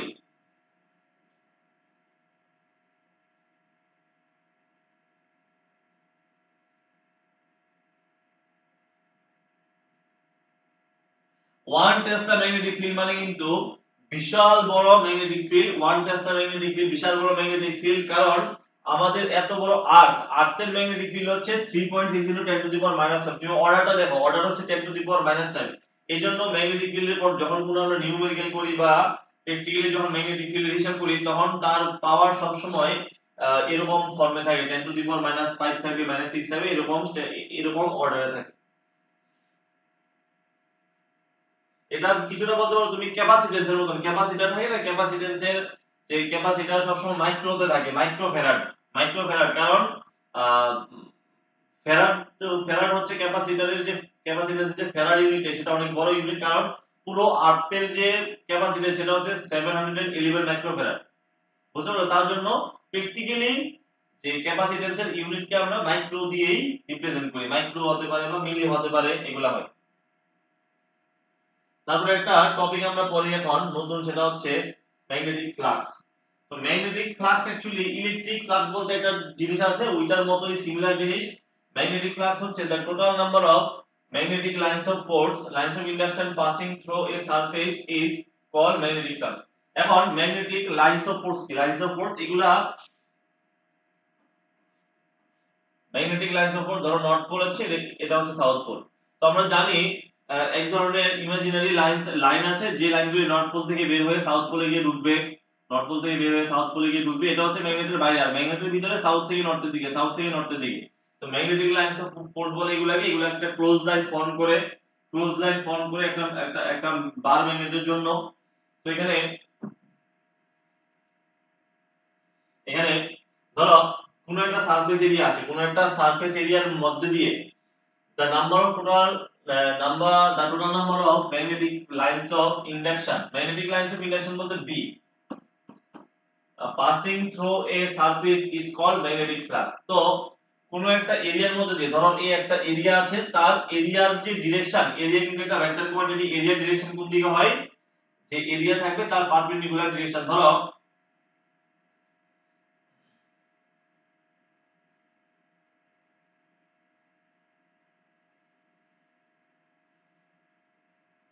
এই এরিয়া ডিরেকশন কোন দিকে হবে, এইদিকে পারপেন্ডিকুলার বরাবর হবে। বা এই এরিয়া ডিরেকশন এদিক, এবার ধরো আমি এরিয়াটাকে এভাবে নিলাম, তাহলে তার ডিরেকশন কত হবে, এইদিকে হবে। যে এই যে এরিয়া যদি আমি এভাবে রাখি তাহলে তার ডিরেকশন হবে এইদিকে, এরিয়াকে এভাবে রাখলে ডিরেকশন হবে নিচের দিকে। বুঝতে পারলে ব্যাপারটা? তো এখানে যে আমাদের হবে মানে এরিয়া হবে, এরিয়ার যে ডিরেকশন হবে ওই ডিরেকশনের সঙ্গে ম্যাগনেটিক ফিল্ড, যতগুলো ম্যাগনেটিক লাইন্স অফ ফোর্স বা ম্যাগনেটিক ইন্ডাকশন পাস করবে, ওই ভ্যালুটাকে বলা হয় কি ম্যাগনেটিক ফ্লাক্স। এটা হিসাব কিভাবে করা হয়, ফাই হলো বি ডট এ এটা একদম সিমিলার ইলেকট্রিক ফ্লাক্সের মতন। ইলেকট্রিক ফ্লাক্সের ফর্মুলা হচ্ছে phi e ডট a, ঠিক আছে, e ডট a। তো এটার মতনই এখানে কত হবে b ডট a, b মানে ম্যাগনেটিক ইন্ডাকশন, a মানে হচ্ছে এরিয়া ভেক্টর। তো এখানে কত হবে b a cos theta, dot product করলে হবে b a cos থিটা, ঠিক আছে। b ডট d এর দিয়ে লিখতে পারি। তো ম্যাগনেটিক ফ্লাক্সের এসআই ইউনিট হচ্ছে b এর এসআই ইউনিট কি, b এর এসআই ইউনিট হচ্ছে টেসলা। সঙ্গে এরিয়া থাকবে তার ইউনিট কি হবে মিটার স্কয়ার। তো টেসলা মিটার স্কয়ার, বা এটাকে ওয়েবারও বলা হয়। ম্যাগনেটিক b এর ইউনিট কি ছিল, b এর ইউনিট ছিল ওয়েবার পার মিটার স্কয়ার। তাহলে ফাই এর ইউনিট কি হবে, ফাই মানে তো b ডট a, এরিয়া দিয়ে গুণ করলে ওই মিটার স্কয়ারটা ক্যান্সেল হয়ে থাকবে কি শুধু ওয়েবার। ওয়েবার লেখা যায়, বা টেসলার সঙ্গে মিটার স্কয়ার মাল্টিপ্লাই করে দাও, tesla metre square. CGS unit হবে কি ম্যাক্সওয়েল। তারপরে দেখো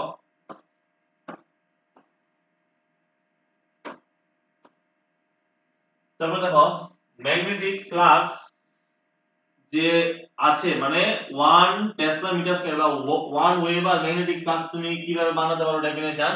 the magnetic flux is said to be 1 weber if a uniform magnetic field of 1 tesla is passing normal to the surface of area 1 meter square। মানে 1 metre square এরিয়ার মধ্যে দিয়ে যদি 1 tesla magnetic field pass করে, 1 metre square এরিয়ার মধ্যে দিয়ে যদি পারপেন্ডিকুলারলি মানে থিটা যখন 90 ডিগ্রি হবে আর কি, পারপেন্ডিকুলারলি মানে দেখো এই ধরো এরিয়া এ, ঠিক আছে, কোনো একটা এরিয়াকে কিন্তু ক্রস করতে হবে। এই ধরো এই আছে এরিয়া, এই এরিয়াকে কিন্তু ক্রস করতে হবে একদম পারপেন্ডিকুলারলি এরিয়ার সঙ্গে। এরিয়াকে কি করতে হবে, এরিয়াকে পারপেন্ডিকুলারলি ক্রস করতে হবে। এরিয়াকে পারপেন্ডিকুলারলি যদি ক্রস হয়, এই হচ্ছে এরিয়ার ডিরেকশন। তো এইভাবে যদি ক্রস করে, পারপেন্ডিকুলারলি, থিটার ভ্যালু কত হবে, থিটার ভ্যালু হবে 0 ডিগ্রি। এরিয়াকে পারপেন্ডিকুলারলি ক্রস করার মিনিং হচ্ছে এরিয়া ভেক্টরের সঙ্গে অ্যাঙ্গেল কত হবে 0 ডিগ্রি। তো cos থিটার ভ্যালু 0 ডিগ্রি। তো আমাদের ফর্মুলা কি ছিল, phi equal to ba cos theta। তো থিটার ভ্যালু 0 ডিগ্রি হলে, তোমার এখানে কত হবে, থিটার ভ্যালু 0 ডিগ্রি হলে তখন হবে তোমার কি এখানে মানে এই যে ফাই ভ্যালু কি হবে, ম্যাক্সিমাম হবে। ফাই ভ্যালু কি হবে এখানে, ম্যাক্সিমাম হবে। তো 1 weber equal to 10 to the power 8 Maxwell, এটা আমরা একটা রিলেশন বানাতে পারি। এটা কিন্তু ওই আগের রিলেশনটার মতই, কিন্তু 1 tesla equal to 1 weber per 1 tesla equal to 10 to the power 1 tesla equal to 10 to the power 4 gauss. এই রিলেশনটা ছিল আমাদের। তো এই রিলেশন থেকে এখন জাস্ট ওই এরিয়াটা মিটার স্কয়ারটা মাল্টিপ্লাই হওয়ার কারণে 1 মিটার 1 মিটার স্কয়ার মানে কি 10 1 মিটার মানে হচ্ছে 100 সেন্টিমিটার।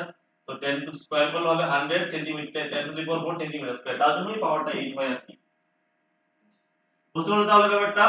তো 1 ওয়েবার বা 1 tesla metre square magnetic flux মানে এটার মিনিং কি, এটার মিনিং হচ্ছে এমন মানে ম্যাগনেটিক ফ্লাক্স যেটা কোন একটা এরিয়া, যার মিটার এরিয়া কত, কোন একটা সারফেস এরিয়া যার এরিয়া হচ্ছে 1 মিটার স্কয়ার, ওইটার মধ্যে দিয়ে যদি নরমালি মানে থিটার ভ্যালু যখন 0 ডিগ্রি হবে, তো ইউনিফর্ম ম্যাগনেটিক ফিল্ড পাস করবে, তখন সেক্ষেত্রে ওইটার যে ফ্লাক্স হবে সেটাকে বলা হয় 1 ওয়েবার ফ্লাক্স।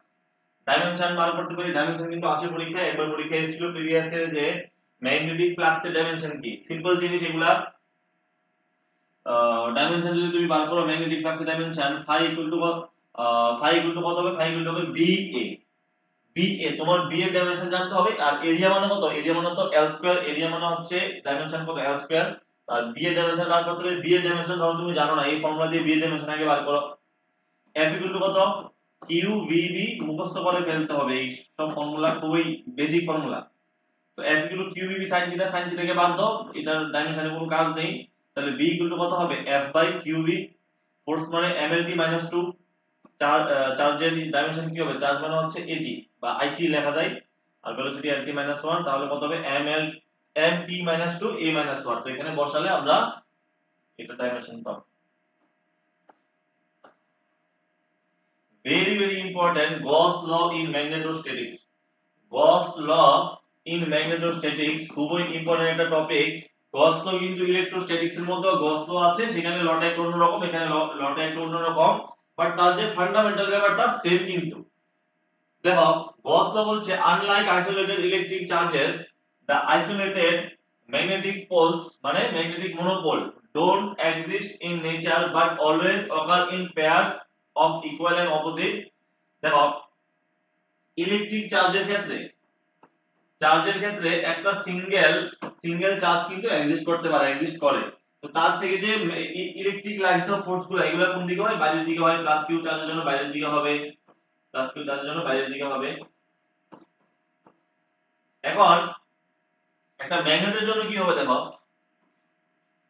নর্থ পোল আর সাউথ পোল ধরো একটা ম্যাগনেটের জন্য তো এরকম হয় না এই যে লাইনগুলা ম্যাগনেটিক লাইনস অফ ফোর্স গুলা ইলেকট্রিক লাইনস অফ ফোর্সের মতো এরকম মানে খালি থাকে না এগুলো কি থাকে ক্লোজ লাইন থাকে এগুলো তো ওপেন লাইন এখানে স্টার্টিং আছে বাট এন্ডিং তো নেই এটা দেখো স্টার্টিং এখানে হয় এন্ডিং এখানে হবে বুঝতে পারলে তো এগুলো হচ্ছে কি ক্লোজ লাইন ফর্ম করে তো যেহেতু ক্লোজ লাইন ফর্ম করে কোনো একটা পার্টিকুলার এরিয়ার মধ্যে দিয়ে যতটুকু ফ্লাক্স পাস করবে মানে যতটুকু ফ্লাক্স যাবে সেই ফ্লাক্সের ভ্যালু কত হবে সেই ফ্লাক্সের ভ্যালু কত হবে 0 হবে সেই ফ্লাক্সের ভ্যালু কত হবে 0 হয়ে যাবে কারণ এখানে যতটুকু বের হবে ততটুকুই ঢুকবে আবার যতটুকু বের হবে ততটুকু ঢুকবে একটা ম্যাগনেটের জন্য তো এখানে এটাই হচ্ছে gauss law of magnetostatics phi b dot ds কত হবে 0 তো এটার মিনিং কি এটার মিনিং হচ্ছে magnetic flux through a closed surface is always কত হবে 0 এটার মিনিং হচ্ছে magnetic monopole do not exist একবার পরীক্ষায় কোশ্চেন ছিল যে magnetic monopole do not exist নিচের কোন ইকুয়েশনের মাধ্যমে তুমি সেটাকে বোঝাতে পারো সেটা হচ্ছে phi এর ভ্যালু 0 বা ইন্টিগ্রেশন b ডট ds এটা ইকুয়াল টু 0 বা তুমি ইন্টিগ্রেশন দিয়ে না লিখলে তুমি এভাবে লিখতে পারো ক্লোজ লুপের জন্য কিন্তু এটা ক্লোজ এরিয়ার জন্য b dot a equal to 0 এমন ভাবে লিখতে পারো ঠিক আছে আচ্ছা এবার এতটুকু পড়লে আমাদের হবে না আমাদের এবার দেখতে হবে যে এটার উপরে ফার্দার আমরা কি করতে পারি b ডট ds কে আমরা গস ডাইভারজেন্স ল ইউজ করতে পারি যেটা হচ্ছে ভেক্টর অ্যালজেব্রার একটা রুল একটা খুব ইম্পর্টেন্ট দুটো রুল আছে একটা হচ্ছে গস ডাইভারজেন্স রুল আর একটা হচ্ছে স্টোকস ল মানে গস ডাইভারজেন্স ল আর একটা হচ্ছে কি স্টোকস ল বা স্টোকস থিওরাম গস ডাইভারজেন্স থিওরাম থেকে কি করে সারফেস ইন্টিগ্রাল থেকে ভলিউম ইন্টিগ্রালে কনভার্ট করে গস ডাইভারজেন্স ল আর ভলিউম সারফেস ইন্টিগ্রাল থেকে লাইন ইন্টিগ্রালে কনভার্ট করে স্টোকস থিওরাম তো এটা এখানে কি হবে b ডট ds কে আমরা লিখতে পারি del ডট b আর del ডট b dv 0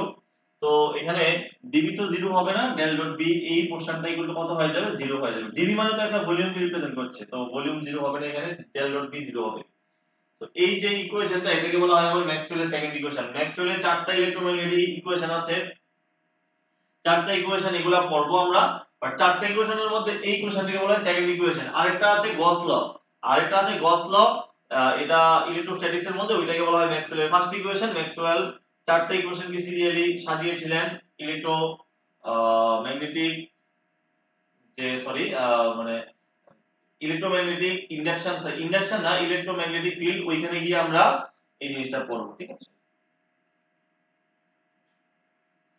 আচ্ছা তারপর আমরা পড়েছিলাম যে লরেন্জ ম্যাগনেটিক ফিল্ডের মধ্যে কোনো একটা চার্জ মুভ করলে তার উপর যে ফোর্স লাগে সেই ফোর্সকে বলা হয় Lorentz magnetic force QVB sin theta সেখান থেকে আমরা আরেকটা জিনিস পড়তে পারি অনলি লরেন্জ ফোর্স কাকে বলে অনলি লরেন্জ ফোর্স হচ্ছে কোনো একটা চার্জ পার্টিকেল যদি ইলেকট্রিক ফিল্ড ম্যাগনেটিক ফিল্ড দুটোর মধ্যে দিয়ে মুভ করে তখন তার উপর যে ফোর্স লাগে সেটাকে বলা হয় লরেন্জ ফোর্স সেটাকে আমরা লরেন্জ ফোর্স বলে এখানে ইলেকট্রিক ফিল্ডের মধ্যে দিয়ে কোনো চার্জ পার্টিকেল মুভ করলে তার উপর যে ফোর্স হয় সেটা হয় Q * E সেটা কত হবে Q * E charge into electric field E আর ম্যাগনেটিক ফিল্ডের মধ্যে আমরা জানি Q B × B তো Q E প্লাস এখানে V × B এরকম ভাবে আমরা সাজাতে পারি এটাকে বলা হয় লরেন্জ ফোর্স এখানে দেখো তারপরে টপিকটা হচ্ছে আমাদের motion of a charge particle in a uniform magnetic field একটা ইউনিফর্ম ম্যাগনেটিক ফিল্ডের মধ্যে চার্জ পার্টিকেল মুভ করে তার মোশন কি রকম হয় এটা আমরা অলরেডি পড়ে নিয়েছিলাম যে QVB sin থিটা এখন ওইটা পড়ার পর এটা হচ্ছে জাস্ট একটা অ্যাপ্লিকেশন যে একটা চার্জ পার্টিকেলকে কত রকম ভাবে আমি মুভ করাতে পারি ডিফারেন্ট সিস্টেমে মুভ করালে তার যে রাস্তাটা কি রকম হয় সে কি সোজা চলে যাবে নাকি ঘুরতে যাবে নাকি সার্কুলার পাথে ঘুরবে এরকম আমরা আমাদের এখানে দেখতে হবে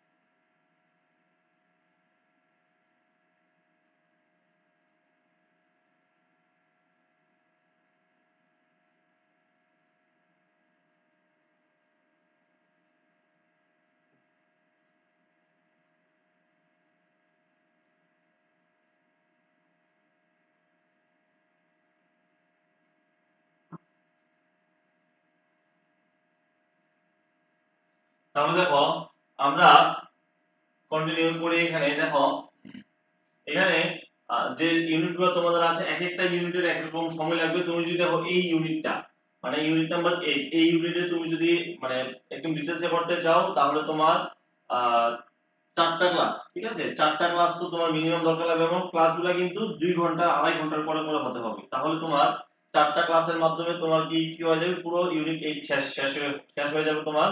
তাও কিন্তু এগুলো দেখো এরকম ভাবে যদি করো না, মানে অলরেডি আগে থেকে সব নোট রেডি করা আছে, সব নোট আগে থেকে অলরেডি রেডি করা আছে, জাস্ট তুমি কি করবে এগুলা পড়বে, বুঝে বুঝে পড়বে, তাহলে তোমার টাইম সেভ হবে, কম সময়ে তাড়াতাড়ি শেষ হয়ে যাবে। ঠিক আছে, এখন যদি আমি এরকম করি যে প্রত্যেকটা জিনিস আমি এখানে বোর্ডে লেখা স্টার্ট করে দেই, তাহলে এগুলা এই এই এক্সামের আগে তো শেষ হবে না। বুঝতে পারলে তো ব্যাপারটা, এই এক্সামের আগে তো শেষ হবে না। তো আমাদের কি করতে হবে, একটু প্র্যাকটিক্যালি পড়াশোনা করতে হবে, স্ট্র্যাটেজি নিয়ে এরকম ভাবে যেভাবে পড়ানো আছে এবং সেম নোটসটা যদি তোমাদের কাছে থাকে, তোমাদের হাতে থাকে, তাহলে তুমি চিন্তা করে দেখো কতটুকু সুবিধা হবে তোমার বুঝতে। ঠিক আছে, সুবিধা হবে তোমার বুঝতে। আবার তুমি সঙ্গে এক দুইটা বইও তোমার রাখবে, এরকম না যে একদম বই তুমি দেখবেই না, পুরো নোটস এর উপর ডিপেন্ড করে যাবে এরকম না। বই রাখবে তুমি, আমি বলে দেবো কোন বই তোমাদের পড়া দরকার। প্রত্যেক এক একটা ইউনিটের এক এক রকম বই পড়তে হবে। ঠিক আছে, যেমন তুমি আমি যদি এই চ্যাপ্টারটার কথা বলি, ম্যাগনেটিজমের চ্যাপ্টারটা বা ইলেকট্রিসিটি ম্যাগনেটিজমের এই চ্যাপ্টারটা, এটার জন্য সবথেকে ভালো বই যেটা আছে বিএসসি লেভেলে সেটা হচ্ছে বাসুদেব ঘোষের বই, বি বি ঘোষের বই। ঠিক আছে, আরেকটা আছে পিসি রক্ষিতের বই, ওইগুলাও আছে, পড়া যায়, কিন্তু সবথেকে বেস্ট বুক হচ্ছে বাসুদেব ঘোষের বই, যেটা তোমরা পড়তে পারো, যেখান থেকে বোঝাটা একটু সহজ। ঠিক আছে, আর 11 12 লেভেলের তুমি যে কোনো বই পড়ো, সেটা কোনো এটা অলরেডি তোমরা জানো যে 11 12 ভালো বই কি আছে। ঠিক আছে, এইগুলোর মধ্যে কোনো ইয়ে নেই, বিএসসি লেভেলের কোনটা ভালো বই হবে আমি তোমাদের প্রত্যেকটা ইউনিট ওয়াইজ সাজেস্ট করে দেবো। তো সেই অনুযায়ী তুমি কালেক্ট করে এগুলি, বেশি খরচা নেই, এগুলি ধরো তুমি 400 500 টাকা দিলে একটা বই পাওয়া যায়। তুমি ধরো 5টা বই আনলেই, 4টা 5টা বই আনলেই পুরো সিলেবাস তোমার কভার হয়ে যাবে এরকম। ঠিক আছে, আচ্ছা, এবার প্রথমে যদি আমি প্রথম কেসটা যদি দেখি যে একটা পার্টিকেলকে আমরা মুভ করাবো, বা চার্জ পার্টিকেলকে মুভ করাবো এই ম্যাগনেটিক ফিল্ডের মধ্যে দিয়ে, এই ম্যাগনেটিক ফিল্ডের মধ্যে দিয়ে, তো সেই ক্ষেত্রে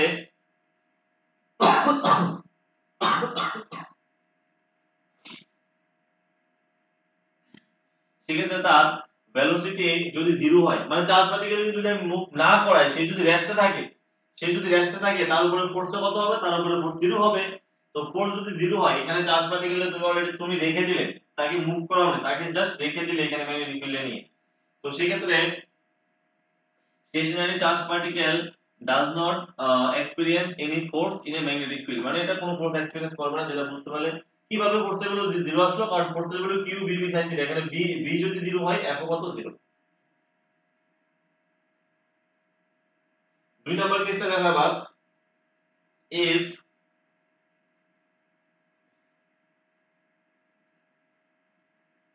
if theta equal to 0 degree or 180 degree, মানে ম্যাগনেটিক ফিল্ডের ধরো এ হচ্ছে ম্যাগনেটিক ফিল্ড,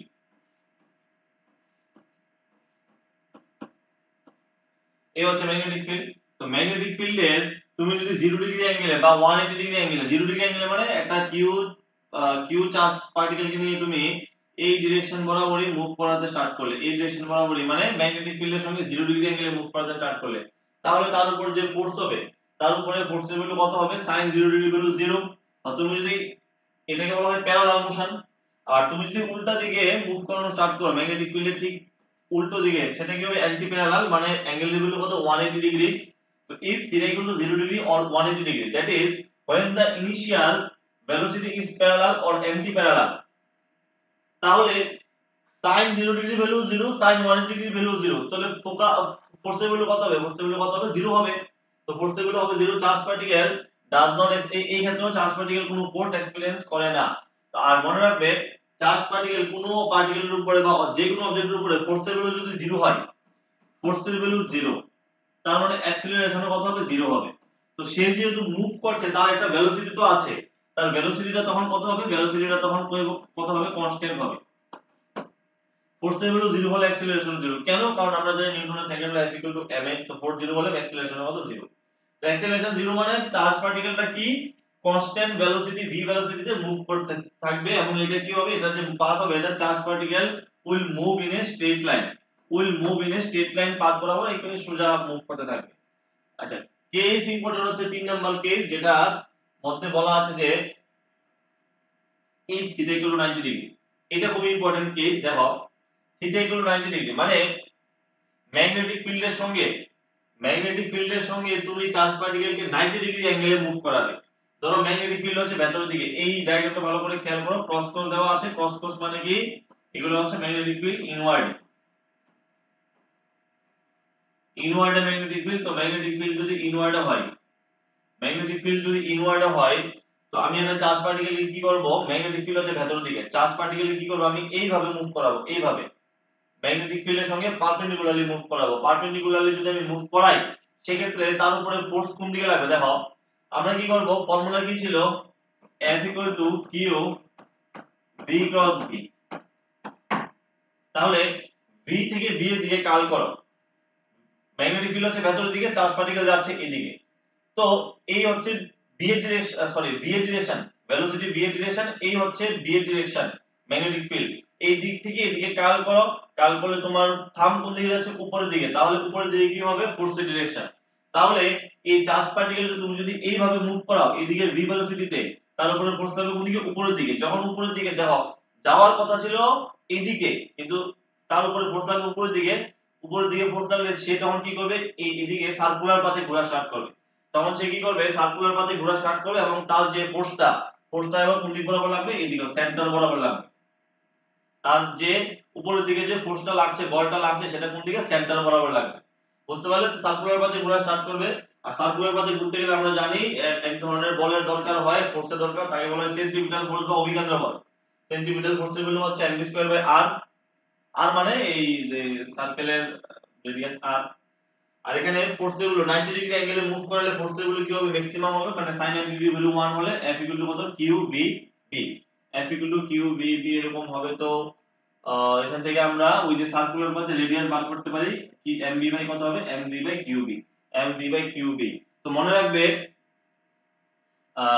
এই যে রেজাল্টটা, এটা খুব ইম্পর্টেন্ট, এটা এসটিজিডি পিওর সায়েন্স পেপারে এসেছিল, পিজিডি তে আসেনি। এটা রিলেটেড কোশ্চেন, বাট এটা রিলেটেড অন্য কোশ্চেন এসেছে, এটা আসেনি ডাইরেক্ট। কিন্তু এসটিজিডি পিওর সায়েন্সে ডাইরেক্টলি এই কোশ্চেনটা এসেছে যে কোনো একটা ম্যাগনেটিক ফিল্ডের পারপেন্ডিকুলারলি যদি আমি একটা চার্জ পার্টিকেলের মুভ করাই, সেই যে সার্কুলার পাথে ঘুরবে, সেই সার্কুলার পাথে রেডিয়াস কত হবে, mv/qb। আচ্ছা, এখানে তুমি খেয়াল করো, এই যে রেডিয়াস আছে, এই সার্কুলার পাথের রেডিয়াস মানে এটা কত বড় রাস্তা নিয়ে ঘুরবে সেটা কার উপর ডিপেন্ড করে, সেটা নিশ্চয়ই চার্জ পার্টিকেলের মাসের উপর ডিপেন্ড করবে, তারপরে ম্যাগনেটিক ফিল্ড, তারপর হচ্ছে চার্জের উপর ডিপেন্ড করবে। কিন্তু এই সবগুলা কিন্তু তুমি কনস্ট্যান্ট মানিয়ে দাও, একটা ইলেকট্রন নিলে তুমি, তো ইলেকট্রনের চার্জ, ইলেকট্রনের মাস আর বি তো এখানে ইনবিল্ট থাকবে, সবগুলো যদি কনস্ট্যান্ট হয়, সেটা ডাইরেক্টলি ডিপেন্ড করবে কার উপরে, ভি এর উপরে। মানে তুমি যত স্পিডে চার্জ পার্টিকেলকে থ্রো করবে, মুভ করাবে, তার যে রাস্তাটা আছে এখানে রোটেট করার রাস্তাটা, মানে সার্কুলার পাথে ঘোরার রাস্তাটা তত কি হবে, বড় হবে, রেডিয়াস তত বড় হবে। ঠিক আছে? তো ইলেকট্রনের ক্ষেত্রে দেখো কিউ জায়গায় কত ই হবে। আচ্ছা, এখানে যে ঘুরবে, যে ঘুরতে গেলে একবার পুরোটা ঘুরলে সেটাকে আমরা কি বলি, একবার পুরোটা ঘুরতে যতটুকু সময় লাগবে তাকে বলা হয় টাইম পিরিয়ড।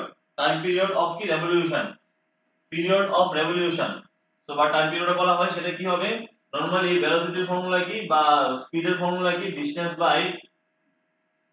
স্পিডের ফর্মুলা হচ্ছে ডিসটেন্স বাই টাইম। তো টাইমের ফর্মুলা কি হবে, ডিসটেন্স বাই স্পিড, বেসিক জিনিস এগুলা।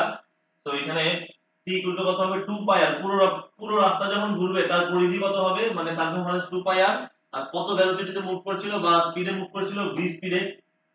তো এখানে তুমি যদি r এর ভ্যালু পুট করো, r এর ভ্যালু mv/qb, সেখান থেকে টাইম পিরিয়ডের ভ্যালু কত পাবে, 2 পাই m/qb। এই ভ্যালুটাও ডাইরেক্টলি মনে রাখার ট্রাই করো, এটা আসে পরীক্ষায়। আর তার যে অপোজিট, টাইম পিরিয়ডের অপোজিট কে বলা হয় ফ্রিকোয়েন্সি। তো ফ্রিকোয়েন্সি কত হবে, ফ্রিকোয়েন্সি হবে টাইম পিরিয়ডের অপোজিট qb/2πm, এটাও পরীক্ষায় আসে। আর এই যে ফ্রিকোয়েন্সিটা, এটাকে বলে সাইক্লোট্রন ফ্রিকোয়েন্সি। সাইক্লোট্রন এক ধরনের যন্ত্র আছে যেটা দিয়ে কি করা হয়, অ্যাক্সিলারেট করা হয় চার্জ পার্টিকেলকে। তো সাইক্লোট্রন ফ্রিকোয়েন্সি বলা হয় এটাকে। তিন নাম্বার কেস গেল, কিন্তু এটা হচ্ছে, এবার করব আমরা 4 নাম্বার কেস। এবার আমরা বুঝলাম যে 0 ডিগ্রি অ্যাঙ্গেলে মুভ করালে কি হবে, 180 ডিগ্রি অ্যাঙ্গেলে মুভ করলে কি হবে, 90 ডিগ্রি অ্যাঙ্গেলে মুভ করলে কি হবে। তো লাস্টে যেটা আমরা করতে হবে সেটা হচ্ছে এই সবকিছু বাদ দাও, তুমি 0 90 এগুলো সব বাদ দাও। ধরো আমি যদি যে কোনো পাথে মুভ করা, যে কোনো পাথে ম্যাগনেটিক ফিল্ডের দিকে তুমি পারপেন্ডিকুলারলি মুভ না করে ধরো একটু অ্যাঙ্গেল করি, তুমি একটা যে কোনো অ্যাঙ্গেলে থিটা অ্যাঙ্গেলে সাপোজ ধরো থিটা অ্যাঙ্গেলে এই ম্যাগনেটিক ফিল্ডের সঙ্গে থিটা অ্যাঙ্গেলে তুমি একটা চার্জ পার্টিকেলকে কিউ চার্জ পার্টিকেলকে ভি ভেলোসিটিতে মুভ করালে, তাহলে তার এই দিকের কম্পোনেন্ট হবে v cos theta, perpendicular component এদিকে কত হবে v sin থিটা। এবার সে কি করবে, চার্জ পার্টিকেলকে তুমি যখন ম্যাগনেটিক ফিল্ডে 0 ডিগ্রি বরাবর সোজাসুজি বরাবর তুমি তাকে ঢিল দিয়েছো, সে সোজা চলে গেছে। 0 ডিগ্রি অ্যাঙ্গেল হলে স্ট্রেট লাইন বরাবর সোজা যাবে।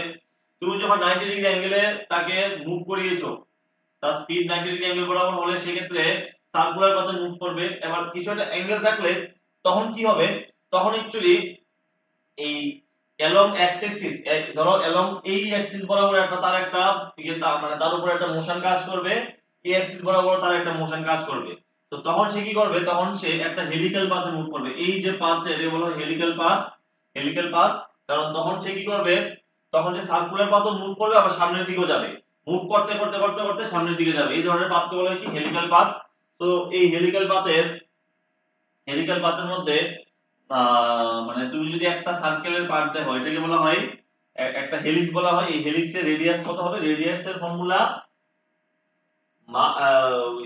এর আগে যে ফর্মুলাটা পড়েছিলাম, মানে এই ফর্মুলাটা কি ছিল, mv/qb। সিমিলার ফর্মুলা হবে, শুধু একটু কনসেপচুয়ালি ডিফারেন্ট হবে। কি ডিফারেন্ট হবে দেখো, কনসেপচুয়ালি কি ডিফারেন্ট হবে, mv/qb এই যে ভেলোসিটি, মনে রাখবে এই চার্জ পার্টিকেল যে সার্কুলার পাথে মুভ করছে তার জন্য কোন ভেলোসিটি কোন কম্পোনেন্ট দায়ী, তার জন্য ভেলোসিটি 90 ডিগ্রি অ্যাঙ্গেল বরাবর যে কম্পোনেন্ট সেটা দায়ী। 90 ডিগ্রি অ্যাঙ্গেল বরাবর কোন কম্পোনেন্টটা, v sin থিটা। এই v sin থিটা কম্পোনেন্ট তাকে সার্কুলার পাথে মুভ করাচ্ছে, আর v cos থিটা কম্পোনেন্ট তাকে সামনের দিকে নিয়ে যাচ্ছে। তো রেডিয়াস বার করার জন্য, হেলিক্সের রেডিয়াস বার করার জন্য আমরা নেব কত, v sin থিটা কম্পোনেন্ট, নিচে কত হবে qb। বুঝতে পারলে ব্যাপারটা, টাইম পিরিয়ডের বাকি ক্যালকুলেশন। তো আচ্ছা, টাইম পিরিয়ডের ক্যালকুলেশন আমরা সেম ভাবে বার করতে পারি। 2 পাই r বাই ভেলোসিটি কোন কম্পোনেন্ট, পারপেন্ডিকুলার কম্পোনেন্ট। তো 2 পাই r এর ভ্যালু, আচ্ছা বুঝতে পেরেছি, এখানে r এর ভ্যালু ওই mv sin theta by qB এটা পুট করলে, আর ভেলোসিটির component perpendicular component v sin theta put করলে কাটাকাটি করে মানে ক্যান্সেলেশন করে এই ভ্যালুটা পাওয়া যাবে 2 পাই m বাই কিউব, যেটা আগেরটার মতনই। দেখে নিও।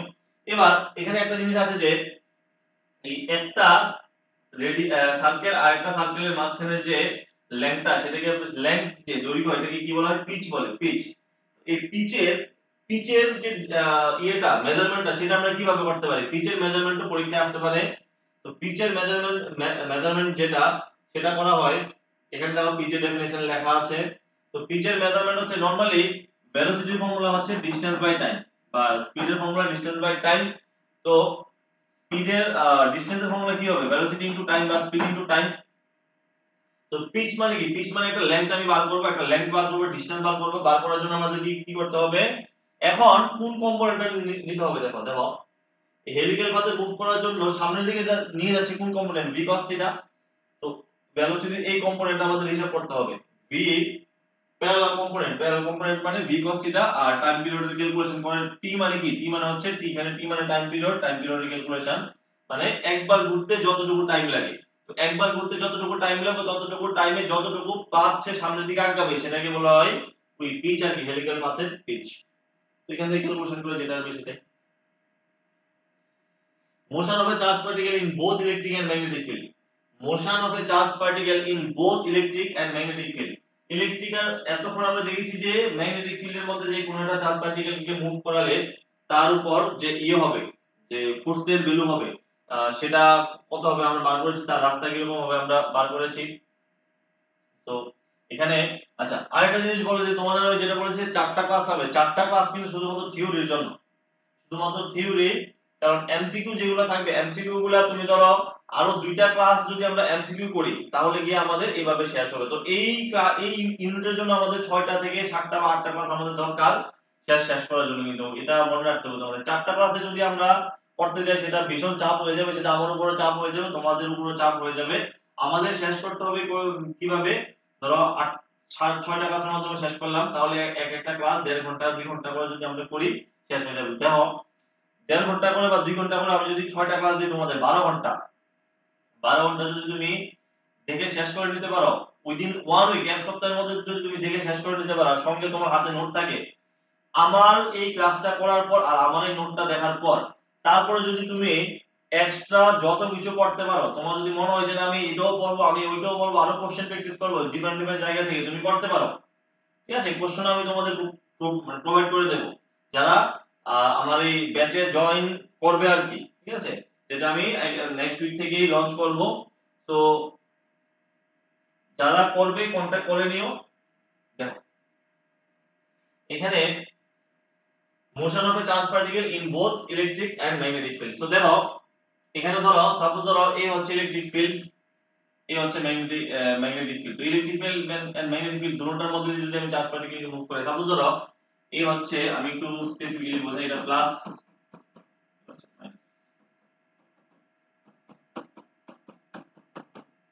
ধরো এই হচ্ছে ইলেকট্রিক ফিল্ড পজিটিভ এদিকে, এদিকে নেগেটিভ। তো ইলেকট্রিক ফিল্ড সবসময় পজিটিভ থেকে নেগেটিভের দিকে কাজ করে, আর ম্যাগনেটিক ফিল্ড আমি ধরেছি এই ইনওয়ার্ডে। আমি একটা চার্জ পার্টিকেলকে কিউ চার্জ পার্ট, ধরো ইলেকট্রন, ধরো একটা ইলেকট্রনকে আমি এখান থেকে মুভ করাবো, মুভ করালে সে কি করবে, সে কি করবে তার উপর যে ফোর্সটা লাগবে, তার উপর যে ফোর্সটা লাগবে সেই ফোর্সের গুলো কত হবে, একটা তো হচ্ছে জেনারেলি মানে ইলেকট্রিক ফিল্ডের উপরে সেটা কত হবে F q * E। আর ম্যাগনেটিক তুমি যদি এখানে পারপেন্ডিকুলার বরাবর এখানে মুভ করাও, তো পারপেন্ডিকুলার বরাবর মুভ করলে সাইন ম্যাগনেটিক ফিল্ডের মধ্যে চার্জ পার্টিকেলের উপরে ফোর্স কত q v b sin theta, মানে sin 90 ডিগ্রি ভ্যালু 0, সরি আচ্ছা আচ্ছা সরি এখানে আমি মানে এই কেসটা একটু ভালো করে দেখো আগে। এখানে আমি ম্যাগনেটিক ফিল্ডের ডিরেকশন ওইদিকে নিয়েছি, ইলেকট্রিক ফিল্ডের ডিরেকশন ওইদিকে নিয়েছি। তো ইলেকট্রিক ফিল্ডের ডিরেকশনের সঙ্গে অ্যাঙ্গেলটা 0 ডিগ্রি, ম্যাগনেটিক ফিল্ডের সঙ্গে অ্যাঙ্গেলটা কত ডিগ্রি, 0 ডিগ্রি। তো এখানে ইলেকট্রিক ফিল্ডের ভ্যালু হবে QE আর ম্যাগনেটিক ফিল্ডের ভ্যালু এই sin 0 এর কারণে 0 হয়ে যাবে। তো ওভারঅল যে এখানে যে মোশনটা হবে সেটা কি হবে, একদম স্ট্রেট লাইন বরাবরই হবে। এখানে কি হবে, তার উপরে ফোর্সের ভ্যালু শুধু কত হবে, শুধু হবে QE। তো অ্যাক্সেলারেশনের ভ্যালু কত হবে, মানে F কত হবে, F কত হবে, মাস ইনটু অ্যাক্সেলারেশন। তো অ্যাক্সেলারেশনের ভ্যালু কত হবে, ফোর্স বাই মাস। তো ফোর্সের ভ্যালু হবে Fe মানে QE, নিচে মাসের ভ্যালু M। ঠিক আছে, স্ট্রেট লাইন মোশন হবে। এখন এটা বেশি ইম্পর্টেন্ট না, ইম্পর্টেন্ট হচ্ছে এই জিনিসটা দেখো, দুই নাম্বারটা ইম্পর্টেন্ট বেশি। ইলেকট্রিক ফিল্ড এদিকে, ম্যাগনেটিক ফিল্ড এদিকে, sorry electric field plus positive আর নেগেটিভ। তো ইলেকট্রিক ফিল্ড সবসময় কাজ করে পজিটিভ থেকে নেগেটিভের দিকে, উপরে থেকে নিচে দিয়ে কাজ করবে ইলেকট্রিক ফিল্ড। এবার একটা চার্জ পার্টিকেল, ধরো ইলেকট্রনকে তুমি মুভ করালে, ইলেকট্রনকে ভি ভেলোসিটিতে মুভ করালে তার উপরে ফোর্স কোন দিকে কাজ করবে, তার উপরে ফোর্স কাজ করবে, প্লাস থেকে মাইনাসের দিকে। কিন্তু electric field E applies force to electron opposite to the direction of electric field। Electric ফিল্ডের ডিরেকশন নরমালি প্লাসের থেকে মাইনাসের দিকে, কিন্তু ইলেকট্রন হচ্ছে একটা নেগেটিভ চার্জ। তো নেগেটিভ চার্জ পার্টিকেলের তার উপরে যে ফোর্সটা লাগাবে সেই ফোর্সটা কোন দিকে লাগাবে, উপরের দিকে লাগাবে। তো ইলেকট্রিক ফিল্ডের কারণে চার্জ পার্টিকেল কোন দিকে চলে যাবে, উপরের দিকে চলে যাবে। আবার আবার দেখো দেখো Fe আবার ধরো ম্যাগনেটিক ফিল্ডের ভ্যালু কোন দিকে, ভিতরের দিকে, ম্যাগনেটিক ফিল্ডের ভ্যালু ভিতরের দিকে। হুম, তো ইলেকট্রিক ফিল্ডের ভ্যালু হচ্ছে নিচের দিকে, ম্যাগনেটিক ফিল্ডের ভ্যালু ভেতর দিকে। তাহলে ম্যাগনেটিক ফিল্ডের সঙ্গে অ্যাঙ্গেল কত ডিগ্রি, ম্যাগনেটিক ফিল্ডের সঙ্গে ইলেকট্রিক ফিল্ডের অ্যাঙ্গেল হচ্ছে 90 ডিগ্রি পারপেন্ডিকুলার।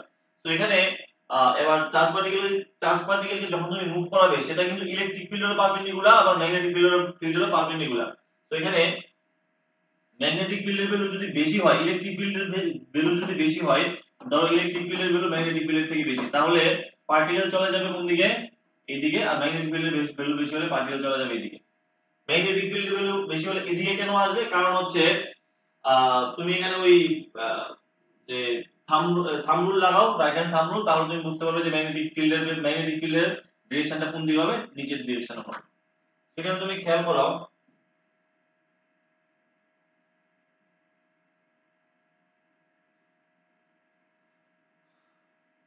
আমি ধরো এমন করেছি ম্যাগনেটিক ফিল্ডের ভ্যালু বেশি না, ইলেকট্রিক ফিল্ডের বেশি না, দুটোটার ভ্যালু সমান সমান যদি হয় তাহলে সেটা কোন দিকে মুভ করে, একদম সামনের দিকে মুভ করবে। দুটোটার ভ্যালু যদি সেম সেম হয়, ইলেকট্রিক ফিল্ড আর ম্যাগনেটিক ফিল্ডের ভ্যালু সামনের দিকে মুভ করবে, সেক্ষেত্রে FE আর FM ইলেকট্রিক ফিল্ডের জন্য যে ফোর্স আর ম্যাগনেটিক ফিল্ডের জন্য যে ফোর্স দুটো সমান সমান হবে, সমান সমান হলে এখানে দুটোটার ফর্মুলা বলে F ইকুয়াল টু কত Q ইনটু E। Q মানে E এর জায়গাতে ইলেকট্রনের জন্য E, আর এখানে FM ইকুয়াল টু QBB মানে EBB। এখানে ভেলোসিটি ইকুয়াল টু কত হবে E by V, velocity equal to কত হবে E বাই V, মানে ম্যাগনেটিক ফিল্ড ইলেকট্রিক ফিল্ড আর ম্যাগনেটিক ফিল্ডের রেশিও যেটা হবে সেটাই হবে তার এখানে ভেলোসিটি। আর এই যে ভ্যালুটা, এই ভ্যালুটা দিয়ে সাইক্লোট্রনও বানানো হয়, মানে এই কনসেপ্ট দিয়ে সাইক্লোট্রনও বানানো হয়, যেটাকে বলা হয় ভেলোসিটি সিলেক্টর। কি বলা হয়? Velocity selector. তো ভেলোসিটি সিলেক্টরের কনসেপ্টটা এখানে লেখা আছে, পড়লেই বুঝতে পারবে। ঠিক আছে, এই কনসেপ্ট দিয়ে J J Thomson electron discover করেছিলেন এই কনসেপ্ট দিয়ে। বুঝতে পারলে ব্যাপারটা? তো আশা করি তোমাদের ভালো লেগেছে। যতটুকু পড়িয়েছি আমরা এই চ্যাপ্টারে শুধুমাত্র অর্ধেক কমপ্লিট করেছি। তারপরে আমি তোমাদের একটু দেখিয়ে দিই ব্যাপারটা। আমি এখানে আর ক্লাসটা লেন্থি করব না, যেহেতু এটা একটা ডেমো ক্লাস। তোমরা আশা করি বুঝতে পেরেছো যে মানে কিভাবে আমাদের ক্লাসটা হতে চলেছে, এটা আশা করি বুঝতে পেরেছো। সেখানে দেখো মানে কি কি পড়ার আছে আমাদের। Force on a current carrying conductor. এই একটা ম্যাগনেটিক ফিল্ডের মধ্যে একটা কন্ডাক্টর, মানে একটা তুমি যে কোনো একটা কন্ডাক্টরকে রাখলে তার মধ্যে দিয়ে যদি কারেন্ট পাস করে তার উপরে একটা ফোর্স কাজ করবে। সেই ফোর্সের ভ্যালু কত হবে? সেই ফোর্সের ভ্যালু হবে F equal two ILB sin theta. F equal two ILB sin theta. এই ফর্মুলা থেকে 2025 এর ট্যাবে কোশ্চেন এসেছে। বুঝতে পারলে তো? এসসি যদি পিওর সায়েন্সের কোশ্চেন আসে, পিজিটি তে এই লেভেল মানে এই কনসেপ্ট থেকে কোশ্চেন আসে না পরীক্ষায়, কিন্তু এই কনসেপ্ট কাজে লাগিয়ে আমরা অন্য যে টপিকগুলো পড়বো ওইগুলো থেকে পিজিটি তে কোশ্চেন আসে। তো এই কন্ডাক্টরের উপরে কি লাগবে? এটা ফোর্স লাগবে। এই ফোর্সের ভ্যালু কত? ILB sin থিটা বা I into L cross B। তো ফোর্সের ভ্যালু কখন ম্যাক্সিমাম মিনিমাম হবে বুঝতে পারলে। তো ডিরেকশন অফ ম্যাগনেটিক ফিল্ডের ডিরেকশন বার করার জন্য ফ্লেমিং এর লেফট হ্যান্ড রুল ইউজ করা হয়। Father mother child. ফাদার মানে হচ্ছে ম্যাগনেটিক ফিল্ড কে আমরা এই ফোর ফিঙ্গার দিয়ে ম্যাগনেটিক ফিল্ডের ডিরেকশনকে বোঝাবো। মিড ফিঙ্গার দিয়ে আমরা কি করব? Current direction. আর তাহলে এই থাম্ব কি করবে? থাম্ব হবে ফোর্সের ডিরেকশন। যাই হোক, এগুলো আমি এখন বেশি ডিটেইলসে বলবো না। রাইট হ্যান্ড পাম রুল আছে একটা। রাইট হ্যান্ড পাম রুলে পাম রুল দিও ফ্লেমিংস এর লেফট হ্যান্ড রুলটা অ্যাকচুয়ালি যে সব জায়গায় ইউজ করে একটু মুশকিলদায়ক ব্যাপার, কারণ ফ্লেমিংস এর লেফট হ্যান্ড রুল ইউজ করতে গেলে তোমাকে অনেক কিছু চিন্তা করতে হয়। এটা শর্টকাট একটা টেকনিক হচ্ছে পাম রুল, রাইট হ্যান্ড পাম রুল। এটা হচ্ছে ম্যাগনেটিক ফিল্ডের ডিরেকশন, মানে এই ফিঙ্গারগুলো এইভাবে তুমি রাখবে রাইট হ্যান্ডকে। এই যে ফিঙ্গারগুলো আছে ম্যাগনেটিক ফিল্ডের ডিরেকশন, থাম্ব হচ্ছে কারেন্ট ডিরেকশন। তোমার পাম, এই পাম যেদিকে ডিরেকশন করবে সেদিকে হবে ফোর্সের ডিরেকশন। এবার বায়ো-সাভার্ট ল আমরা পড়েছিলাম। বায়ো-সাভার্ট ল এর অ্যাপ্লিকেশন আছে এখানে। বায়ো-সাভার্ট ল এর অ্যাপ্লিকেশন এই যে ওয়্যার, এটা আবার পরীক্ষায় এসেছে, খুবই ইম্পর্টেন্ট জিনিস। এই ওয়্যারের জন্য ম্যাগনেটিক ফিল্ড, সার্কুলার কন্ডাক্টরের জন্য ম্যাগনেটিক ফিল্ড, এগুলো পরীক্ষায় আসে পিজিডি তে আমাদের। তো ম্যাগনেটিক ফিল্ডের ভ্যালু কত হবে এখানে আছে। তারপরে মানে যত ডিসটেন্স, মানে যত দূরে যাবে তুমি ম্যাগনেটিক ফিল্ডের ভ্যালু তত কমবে, তার জন্য গ্রাফটা হয় এরকম b প্রপোর্শনাল টু 1/r। তারপরে আছে আমাদের সার্কুলার কয়েলের জন্য, সার্কুলার কয়েল থেকে কিছু ডিসটেন্সে x ডিসটেন্সে p পয়েন্টে ম্যাগনেটিক ফিল্ড কত। এটা অ্যাকচুয়ালি একটু আমি প্রুফ করেছিলাম ছোট আকারে। তো এখানে এটা হচ্ছে তার ভ্যালু, কিন্তু আমাদের জন্য মেইন ইম্পর্টেন্ট হচ্ছে এই সার্কুলার কয়েলের সেন্টারে ম্যাগনেটিক ফিল্ড কত। সেন্টারে হলে x এর ভ্যালু 0 বসালে ক্যালকুলেশন করলে তুমি পাবে μI/2r। μI/2r দেখো, এই ওয়্যার হলে এই ওয়্যারের অ্যারাউন্ডে যে ম্যাগনেটিক ফিল্ড হবে এগুলি হবে কনসেন্ট্রিক সার্কেল। সেখানে যে কোনো একটা পয়েন্টে ম্যাগনেটিক ফিল্ডের ভ্যালু হবে 2 μI/2πr, এরকম ফর্মুলা, বা 2π স্মল r। আর সার্কুলার কয়েলের যে সেন্টারে ম্যাগনেটিক ফিল্ডের ভ্যালু কত হবে? μI/2r। খুব মিল আছে এই দুটার মধ্যে। দেখো, যদি সার্কুলার কয়েলকে তুমি n টার্নস দাও, অনেকগুলি পাক দাও, অনেকগুলি টার্নস দাও, n টার্নস হলে তার জন্য ম্যাগনেটিক ফিল্ড হবে μNI/, কত 2r। সেমি সার্কেলের জন্য হবে μI/, মানে 2 দিয়ে সেমি সার্কেলের জন্য হলে 2 দিয়ে ডিভাইড করে দেব, অর্ধেক সার্কেলের জন্য হলে। অ্যাম্পিয়ার সার্কিটের রুল আছে, খুবই ইম্পর্টেন্ট অ্যাম্পিয়ার সার্কিটের রুল। অ্যাম্পিয়ার সার্কিটের রুল বলছে যে কোন একটা মানে ক্লোজড লাইনের ক্লোজড পাথের মধ্যে দিয়ে যে ম্যাগনেটিক ফিল্ডে তুমি যদি এই ম্যাগনেটিক ফিল্ডে যদি তুমি লাইন ইন্টিগ্রাল করো, লাইন ইন্টিগ্রালের ভ্যালু কত হবে? মিউ নট ইনটু ওই পাথের অ্যারাউন্ডে যে কারেন্ট আছে ওই পাথের অ্যারাউন্ডে যে কন্ডাক্টরে কারেন্ট আছে, কারেন্ট ইনটু ওই মিউ নটের মাল্টিপ্লাই যেটা সেটা হবে আর কি ম্যাগনেটিক ফ্লাক্সের ভ্যালু, সরি এই ম্যাগনেটিক ফিল্ডের line integral B dot DL. তো এটাকে আবার স্টোকস ল অ্যাপ্লাই করলে আমরা এই ফর্মুলাটা কেমন বানাতে পারি, del cross B equal to mu naught into J, যেটা হচ্ছে differential equation of Ampere circuital law. Very very important, পরীক্ষায় এসেছে কিন্তু এই জিনিসগুলো কিন্তু আমাদের পরীক্ষায় আসে, ঠিক আছে। এই যে রেজাল্টগুলো পরীক্ষায় আসে, কিভাবে আসলো সেটা সেটা তো আমাদের ডিটেইলসে ক্লাস করলে বুঝতে হবে, ডিটেইলসে ক্লাসে বোঝা যাবে। অ্যাপ্লিকেশন আছে, অ্যাপ্লিকেশনের মধ্যে আবার ওই এই ওয়্যারের জন্য ম্যাগনেটিক ফিল্ড কত 2 মিউ নট আই বাই 2 পাই আর, তারপরে সলিনয়েডের জন্য ম্যাগনেটিক ফিল্ড কত মিউ নট এন আই, তারপরে টরয়েডের জন্য ম্যাগনেটিক ফিল্ড কত মিউ নট এন আই আবার সেম, ঠিক আছে। তারপরে হচ্ছে একটা সিলিন্ডারের ভিতরে যে কোনো পয়েন্টে ম্যাগনেটিক ফিল্ড আমরা কিভাবে বার করতে পারি তার জন্য একটা আছে, গ্রাফ আছে এটার একটা। তারপরে এইটা পরীক্ষায় এসেছিল কিন্তু একবার, ঠিক আছে, এটা একটু ভালো করে খেয়াল করো। এটা পরীক্ষায় এসেছিল যে a coil of inner radius a outer radius b magnetic field at the center, মানে কয়েল একটা কয়েল যেটা একটা ইনার রেডিয়াস আছে আউটার রেডিয়াস আছে, যেমন ধরো একটা তুমি ধরতে পারো চুড়ি, যার একটা ভিতরের রেডিয়াস আছে বাইরের রেডিয়াস আছে, সেইটার জন্য সেন্টারে ম্যাগনেটিক ফিল্ড কত হবে, সেটা হবে mu naught ni by 2 log b by, এগুলো প্রুফ আছে, আমাদের দরকার নেই করার। আরেকটা কনসেপ্ট আছে এটার উপরে, স্পাইরাল যদি হয়, স্পাইরাল মানে এটা তো একটা একটা জাস্ট একটা তোমার এখানে একটা হচ্ছে সার্কুলার এখানে যেটা ইনার রেডিয়াস আউটার রেডিয়াস আছে, কিন্তু এটা যদি এমন হয় যে এই স্পাইরাল হয়, এইভাবে যদি স্পাইরাল হয়, ঠিক আছে, সেক্ষেত্রে তার যে কোনো একটা পয়েন্টে ম্যাগনেটিক ফিল্ডের ভ্যালু কত হবে, mu naught ni by log b by a, পুরোপুরি এটার মতো সেম, জাস্ট নিচে b minus a, 2 into b minus a। তো তোমার এগুলি ভাবে মনে রাখতে হবে, এগুলি তুমি যদি প্রুফ করতে বসো কেন আসলো, কোত্থেকে আসলো, কিভাবে আসলো, তাহলে কিন্তু কাজ হবে না, জাস্ট তুমি এটার সঙ্গে রিলেট করে এটাকে মনে রাখতে হবে তোমার। বাইরে যাওয়ার পর এম্পিয়ার ল এর মধ্যে কি কি মিল আছে, ডিফারেন্স আছে, এগুলি আছে, ঠিক আছে, মানে এমন ভাবে লেখা আছে জাস্ট তুমি পড়লে ইজিলি বুঝতে পারবে কিন্তু।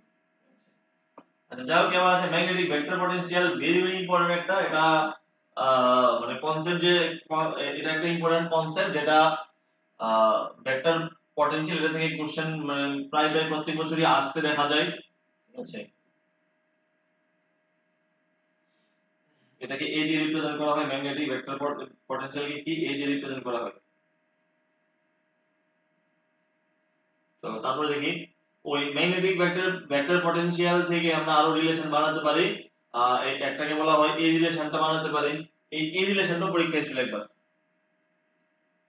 এগুলো কিন্তু টাফ না, কিন্তু তুমি যদি ভাবো যে এগুলো খুব টাফ মনে হচ্ছে আমার, এগুলো টাফ না, তুমি যখন সিরিয়ালি পড়বে এগুলা, যখন সিরিয়ালি পড়বে সিস্টেমটা হচ্ছে কি দেখো, ধরো তুমি এখন তুমি ধরো এম্পিয়ার সার্কিটাল ল এর বেসিক কিছুই তুমি জানো না, আমি তো এখানে যতটুকু বোঝাবো, তুমি যদি ধরো বেসিক কিছু জানো না, তাহলে তোমার কাজ হচ্ছে তুমি একটা ক্লাস 12 এর বই নাও, একদম সিম্পল বই নাও, এনসিইআরটি বই পড়তে হবে না, এনসিইআরটি বই পড়া 11 12 এর মুশকিল ব্যাপার, এনসিইআরটি বই ছেড়ে তুমি অন্য কোনো বই পড়ো, যেমন ধরো তুমি এসএলআর নাও, এসএলআর হচ্ছে এমন বই যেটা খুব ইজিলি বোঝা যায়, বা তুমি এনসিইআরটি বুঝতে পারলে এনসিইআরটি নাও, বা কেউ বেঙ্গলি মিডিয়ামের হলে যেটা আছে বেঙ্গলি মিডিয়ামের বই সেরকম বই পড়ো, ভালো বই, তো সেখান থেকে তুমি বেসিক ব্যাপারটা বোঝার ট্রাই করো, ঠিক আছে।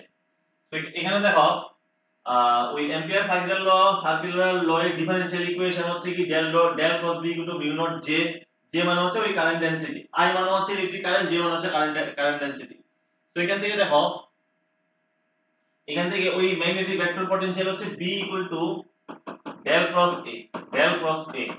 তো এই কে বলা হয় ম্যাগনেটিক ভেক্টর পটেনশিয়াল, ওইখানে ইকুয়েশন পুট করলে এটা ম্যাগনেটিক ভেক্টর পটেনশিয়ালের খুব সুন্দর একটা রিলেশন আছে, এই রিলেশনটা একবার পরীক্ষায় এসেছিল, জাস্ট ওই ট্রিপল ক্রসের ডেল ক্রস এ এর ফর্মুলা বসালে হয়ে যায়। এখানে এই এ ডেল ডট এ এই ভ্যালুটা ডেল ডট এ, এটাকে বলা হয় কুলম্ব গজ অন ভেক্টর ফিল্ড এ। তারপরে এইটার ভ্যালু যদি 0 হয়, এটার ভ্যালু 0 হলে এই বাকি এই ভ্যালুটার কত হবে মিউ নট ইনটু জে, যেটাকে বলা হয় পয়সন ইকুয়েশন। আবার পয়সন ইকুয়েশনে তুমি যদি পয়সন ইকুয়েশনে তুমি যদি আবার মানে এর সঙ্গে আচ্ছা আরেকটা ইকুয়েশন আছে, আর পয়সন ইকুয়েশন ইলেকট্রিক ফিল্ডের মধ্যে একটা পয়সন ইকুয়েশন আছে যেখানে del square v equal to বা del square phi, del square v মানে হচ্ছে পটেনশিয়াল মানে বিভব আর কি, আর বা ফাই দিয়ে রিপ্রেজেন্ট করা যায় minus rho by epsilon naught. এটা এরও আছে আছে একটা পয়সন ইকুয়েশন, দুইটাকে কম্পেয়ার করলে ওই ম্যাগনেটিক ভেক্টর পটেনশিয়াল যেটা a এর একটা ইন্টিগ্রাল ফর্ম পাওয়া যায়। যাই হোক এখানে আরেকটা রিলেশন আছে ম্যাগনেটিক ভেক্টর পটেনশিয়াল, এটাও খুব পরীক্ষায় দেখা যায়। এগুলা হচ্ছে কি রকম রিলেশন দেখো, যেগুলা কলেজেও বিএসসি লেভেলেও কিন্তু পরীক্ষা আসে এগুলা।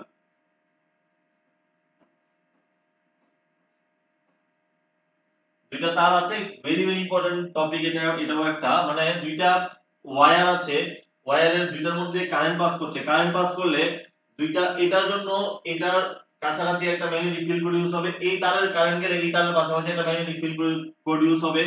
তো দুইটা ম্যাগনেটকে যদি তুমি কাছাকাছি রাখো হয় তারা অ্যাট্রাকশন করবে না হয় তারা রিপালশন করবে। ওই অ্যাট্রাকশন আর রিপালশনের যে ফর্মুলাটা বা অ্যাট্রাকশন কেন অ্যাট্রাকশন করে কেন রিপালশন করে জাস্ট ওইগুলা আমরা পরবর্তী সময়ে অ্যাট্রাকশন বা রিপালশনের যে ফর্মুলা এটা হচ্ছে এটা, ঠিক আছে, এখান থেকে 1 অ্যাম্পিয়ার কারেন্টের ডেফিনেশনে বানানো যায়। তারপর আমাদের যেটা পড়তে হবে সেটা কোন একটা ম্যাগনেটিক ফিল্ডের মধ্যে একটা কয়েলকে রাখলে তার উপর কত ফোর্স, তার উপর মানে সেটা ঘুরবে, তার উপর একটা টর্ক কাজ করবে, টর্কের ভ্যালু কত এটা আমরা বার করব, সেটা কি NIBAB sin থিটা। এখান থেকে ওই যে ম্যাগনেটিক ডাইপোল মোমেন্টের একটা ফর্মুলা বানানো যায় সেটা আমরা পড়বো, একদম সিরিয়ালি খুব সুন্দরভাবে বানানো আছে। তারপর যেটা পড়তে হবে সেটা হচ্ছে মুভিং কয়েল গ্যালভানোমিটার, সিলেবাসে next topic moving coil galvanometer. আমি যা যা দেখালাম তুমি সিলেবাসের সঙ্গে ম্যাচ করে দেখে নিও, প্রত্যেকটা টপিক তুমি সিরিয়াল ওয়াইজ পাবে। তারপর দেখো এখানে এই যে গ্যালভানোমিটার আছে, গ্যালভানোমিটারের মুভিং কয়েল গ্যালভানোমিটারের এই যে টুইস্ট হয় মানে গ্যালভানোমিটারের কাঁটা যে ঘুরে তার যে ফর্মুলা, এই ফর্মুলা তোমার বুঝতে হবে।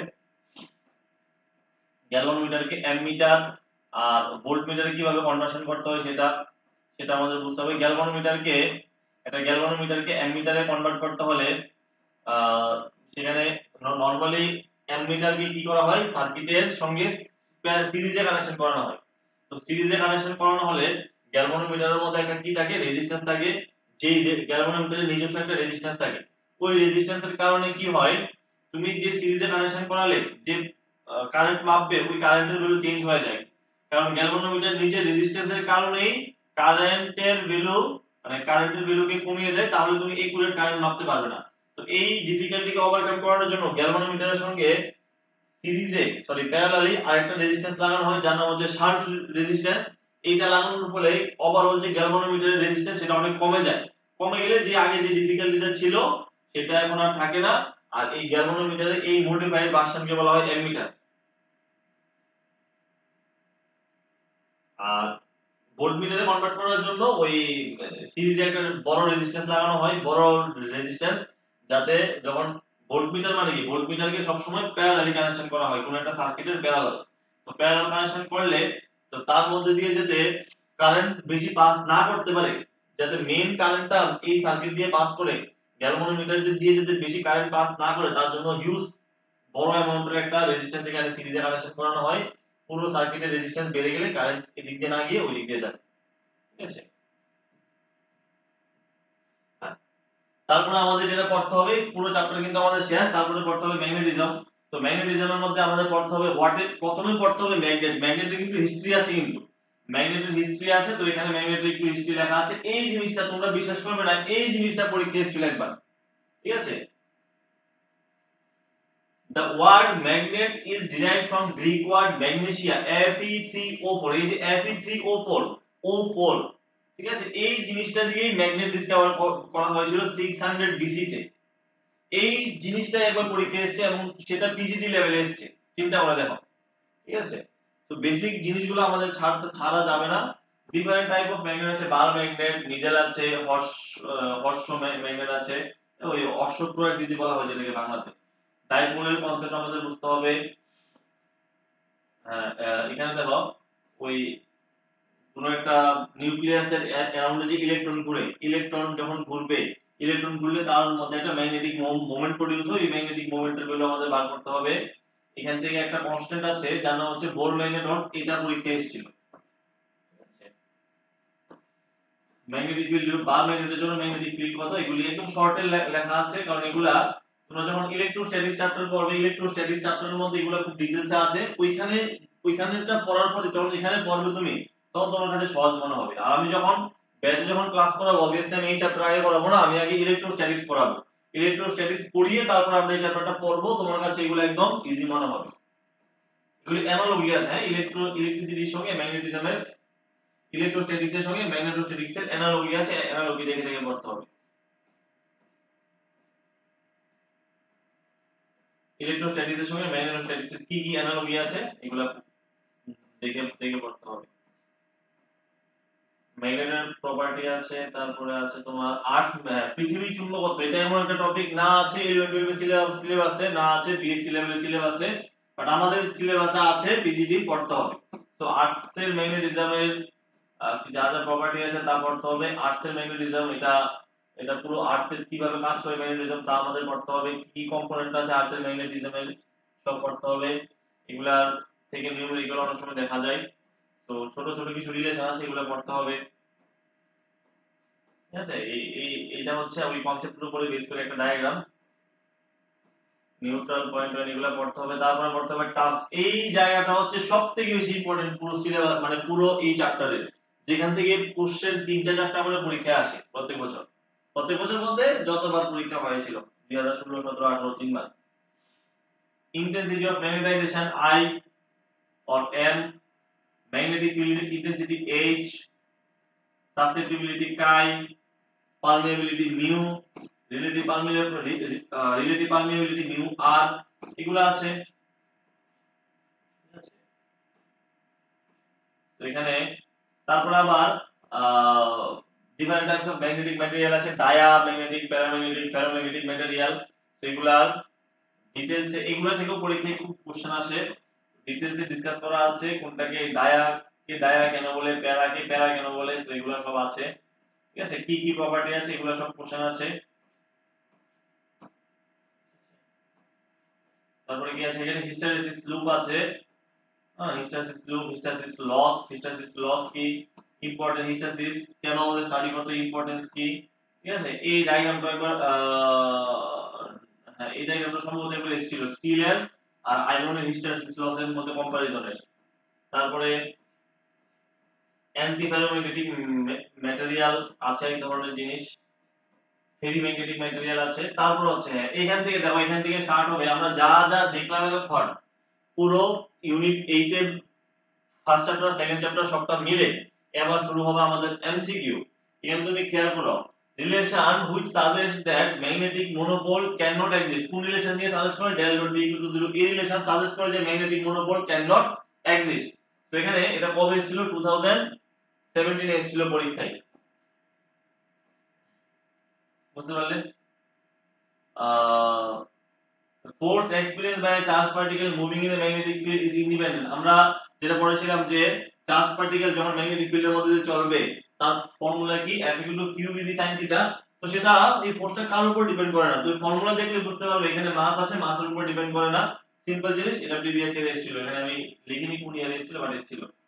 তারপরে দেখো, magnetic field at the centre of the loop of A proportional, মানে তুমি থিওরিটা পড়ার পর যখন প্রিভিয়াস এর কোশ্চেনগুলি ঘাটবে, তুমি দেখবে সিরিয়ালি তোমার কাছে খুব জিনিসটা খুব মানে তোমার আন্ডারস্ট্যান্ডিং এ থাকবে, মানে ইজিলি তুমি বুঝতে পারছো।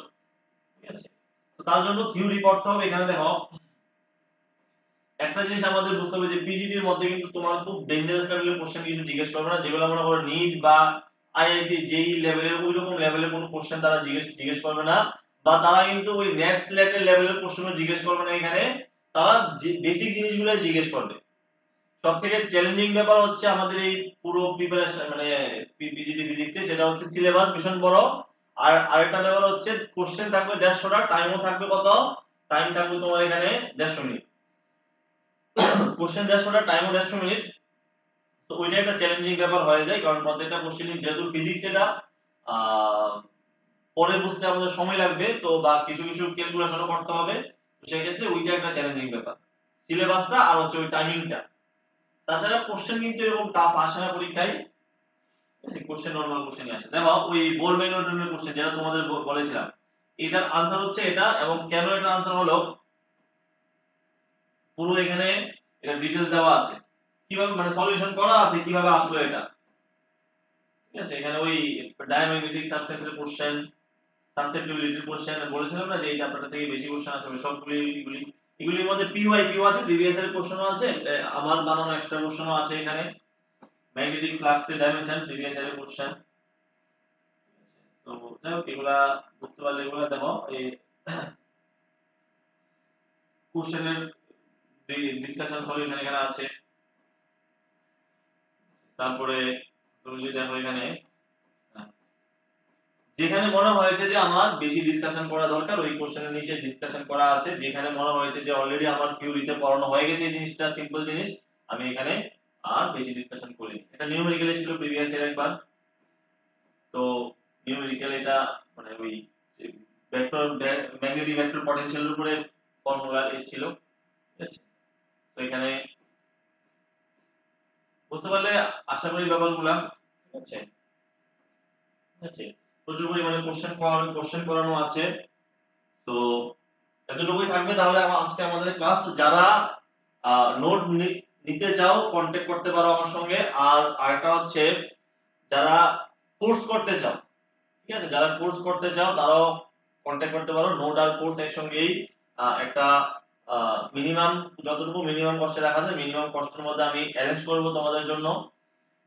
যারা কন্টাক্ট করেছো তাদের জন্য অবশ্যই নিয়ে আসবো, যারা করতে চাও নতুন করে তোমরা কন্টাক্ট করতে পারো। আমি খুব তাড়াতাড়ি স্টার্ট করব, 1 উইকের মধ্যে স্টার্ট করে দেব পুরো কোর্স। ঠিক আছে, তো সেখান থেকে পুরো ডিটেইলস আমরা ডিসকাস করব, এবং গ্রুপ থাকবে, গ্রুপের মাধ্যমে আমরা তোমাদের কোনো কোয়েরি থাকলে সেটা হবে, সেটারও ডিসকাশন হবে। ঠিক আছে, ক্লাস লাইভ হবে, লাইভ ক্লাস রেকর্ডেড মিলিয়ে হবে। ঠিক আছে, কারণ দেখা যাবে যে 100% লাইভ ক্লাস করাটা পসিবল হচ্ছে না, টাইমে কভার হচ্ছে না, সেক্ষেত্রে রেকর্ডেড ক্লাস দিয়ে দিয়ে শেষ করতে হবে।